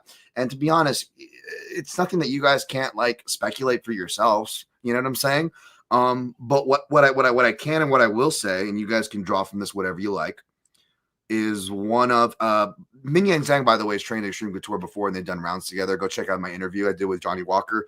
He speaks on that. Not really much to take from that, basically the short of it, but you can hear his take on that. And one of the main guys that was going with him was Carl Williams. And if you're familiar with Carl Williams and his style, well, Carl Williams was Johnny Walker's one of his very main training partners for this fight. So you can imagine what they were working. And something else I will say is that regardless of what I pick on this fight, this feels like a trap fight again, because Zhang is the deserved favorite. That's what I was talking about, round one betting. You know, it feels disrespectful to pick against a fighter round one, even as an analyst, because you're just like, I'm picking a pro fighter who, like Clint said, they could wash us, me or Clint, with their eyes closed, blindfolded with one hand. These guys who have dedicated their lives to it, we're just picking them to get washed, to show up after 8 weeks and get washed in the first round. And then once they get washed, we're going to be like, that was easy money, even though we didn't participate at all in the fight, the training camp. We're just dummies that sit here and bet it. So it all feels really silly to me, but those are like the easiest money. It seems like I never quite get that. Like for me, that feels like it's the hardest things to hit. It feels like it's the most boldest and borderline disrespectful things to predict. But yet apparently it's easy money. I don't know. If it's easy, then bet Zhang round one. But that feels like a trap to me, even though it's the most likely outcome. And the last thing I'll say, Clinton, rounding to this point, regardless of what side I'll say, I'm going to be looking at I imagine they're going to line it at 0.5, not a 1.5 total takedowns. But I'm curious on what the takedowns prop is for Johnny Walker. So, it'll be 0.5, because if they're expecting him to get loaded in that first round, they're going to not give him credit for more than one takedown. Let's just say that I will be looking for both plus money and betting the over on what it is. I like that. I like that call, man. That's all I'm going to say. That's all. Again, people can train what they want. They can train with who they want. That doesn't guarantee a win, folks. I get that. But I'm just saying what I'm saying is that he's actually training with big guys now. He was not getting that through the rest of his career. That might not be great for his chin. I was personally hoping Walker would be moving up to heavyweight, folks. But, man, he is training at a great place, the best place you can train at probably right now for big guys. Whereas Mingyang Zhang, as big as these athletes are coming from China, everybody likes to stereotype them as being small guys. That being said, how many big guys are over there Zhang Mingyang size, much less big guys who can grapple, right? So there's potential exposure. Will Johnny Walker be the person to expose it? I don't know, folks. But could he? He absolutely could. I mean, Walter's having success with it. Why not give it a go, man? I'm not even a big Johnny Walker fan, by the way. Like, I'm like the least Johnny Walker. I'm not a hater of him, but like I'm like the least probably fanboy of his, like his style, even when he was riding high and doing well. Like, it's not even any of that bias here, folks. I'm just saying this feels like a trap spot. I'm with you. I 100% agree. Do you guys remember when the UFC rolled out the red carpet and they bought out the Sphere? And they had custom graphics done, and they did everything in the world to celebrate the Mexican heritage fighters. And then they went 1-9 on the card. Like, just saying, like, just because this is UFC Shanghai does not mean these guys are not going to get cooked, especially if they're on the downside here of the skill edge. That if they're not good, they're not good. This is a cage fight, and win, lose, or draw, you got to get in that cage and you got to get it done yourself. So there's definitely a chance some of these people are not as good as the lines suggest, and they're all human. So just saying. That is the Die Hard MMA podcast. Dan, my friend, thank you so much for joining me today. One more time on the way out the door, shout out Cloudbet for sponsoring the show. Thank you very much. Guys, please hit that link in the description below. That's the easiest way that you can support me besides hitting that like button. Get signed up over at Cloudbet using promo code DieHard. They've got an absolutely awesome welcome bonus for you over there if you're using that link. And then, of course, like I mentioned before, PFL is going on this week. You guys do not want to be behind on that PFL, and you can use the Fight Center on Cloudbet to go ahead and watch the PFL stream and be a good 5-10 seconds ahead of everybody else watching while you're live betting. So it's very, very useful as a tool as well. Dan, my friend, thank you again for joining the show. This is the part where I hand it on over. And if you've got stuff you want to shout out, if you've got your own sponsors, if you've got other content you're putting out there, let the people know how they can find you, how they can support you, and where to go. Oh, no worries, man. Just want to say thanks for having me on. Apologies if I ran long. It's just when you get guys like me and Clint together, we could just talk forever. I genuinely love it. I was telling Clint off the air, it's just a genuine honor. These kind of interactions mean a lot. And even though I haven't met him in person, I feel like I have, and I look forward to hopefully soon because you're awesome, Clint. And if you want to find more of my, yeah, definitely, man. If you want to find more of my work, just at Dan Tom MMA and the artist formerly known as Twitter. I also have a free Substack at Dan Tom MMA, at Dan Tom MMA for everything. You see my analysis over at Junkie. And don't catch me. Be sure to catch me every week over on the Dogger Pass podcast. Took over hosting duties for that with my guy, Mad Lab Mike MMA, and that guy's on a heater. So again, take whatever you want from my analysis. But follow my plays at your own risk, folks. Believe me. I just appreciate guys like Clint having me on. And make sure you're supporting this show, supporting the sponsors who support this show. So Clint can keep doing this, man. He's one of the good dudes in this space. And I appreciate the hell out of him. Appreciate the hell out of you, man. And it is funny because every single week my guests are like, man, I'm so sorry we went long. And y'all got to remember, this is the long form show. Nobody else goes for 2.5 hours every single damn time. I invite you guys on here because that's what we do. We call this the Die Hard MMA podcast for 100. A reason, baby. All right, guys. If it's your first time watching, please get subscribed. That is the best thing you can do. We're building an army over here. It's good times. We've got a friendly chat. We've got the best guest list in the entire game. And I might not be good at gambling, but I'm entertaining as hell. And I bring on people who are very good at what they do and very intelligent and very sharp. You can get a lot of useful information by watching the show. Appreciate and shout out. Thank you to each and every one of you guys interacting in the chat. You guys are awesome tonight. It has been an absolute blast. And JT especially, the double dono tonight, JT. You get an extra shout out and thank you massively for that one. You guys are the freaking best. We will be back. The Total Takedown, Clint's Hot Props, and of course, the Friday Undefeated Post weigh-in show. And for those of you guys who are, who most of you, my core audience that actually care about me and who I am as a person, just a real quick life update for you. Grandpa is getting out of rehab this week. So he's been doing very well. They're releasing him this week. We're going to get him into a place where some people can keep an eye on him and help him in the next phase of his recovery. So, with a stroke, it's never a thing that goes quickly. We are not out of the woods yet by any stretch of the imagination, but he is doing well and he is headed the right direction. So the thoughts, the prayers, the positive comments, just thank you all so much for that. It means more than you guys realize, because I know when I post my picks, I know when I have a bad losing night, the trolls want a victory lap. Everyone wants to laugh at me while I lose money and all that kind of stuff. But when the shit really hits the fan, and we're not talking about gambling for fun, and we're not talking about, putting our dicks on the table with our betting records and who's winning or who's right or who's wrong. Family is what comes first. Family is what matters. The people that you surround yourself with, the people that you love, the people that care about you and protect you and raised you and built you. That's what really matters. And you guys all came out in droves and you guys supported the shit out of me. It was a rough couple of weeks while I was dealing with stuff, and it just meant the world to me. So I just want to make sure you guys know that you're heard, you're appreciated, and it made it real easy to get through that with you guys behind me. So from the bottom of my heart, thank you very much. And that'll do it. Let's roll, you guys. We'll see you next time.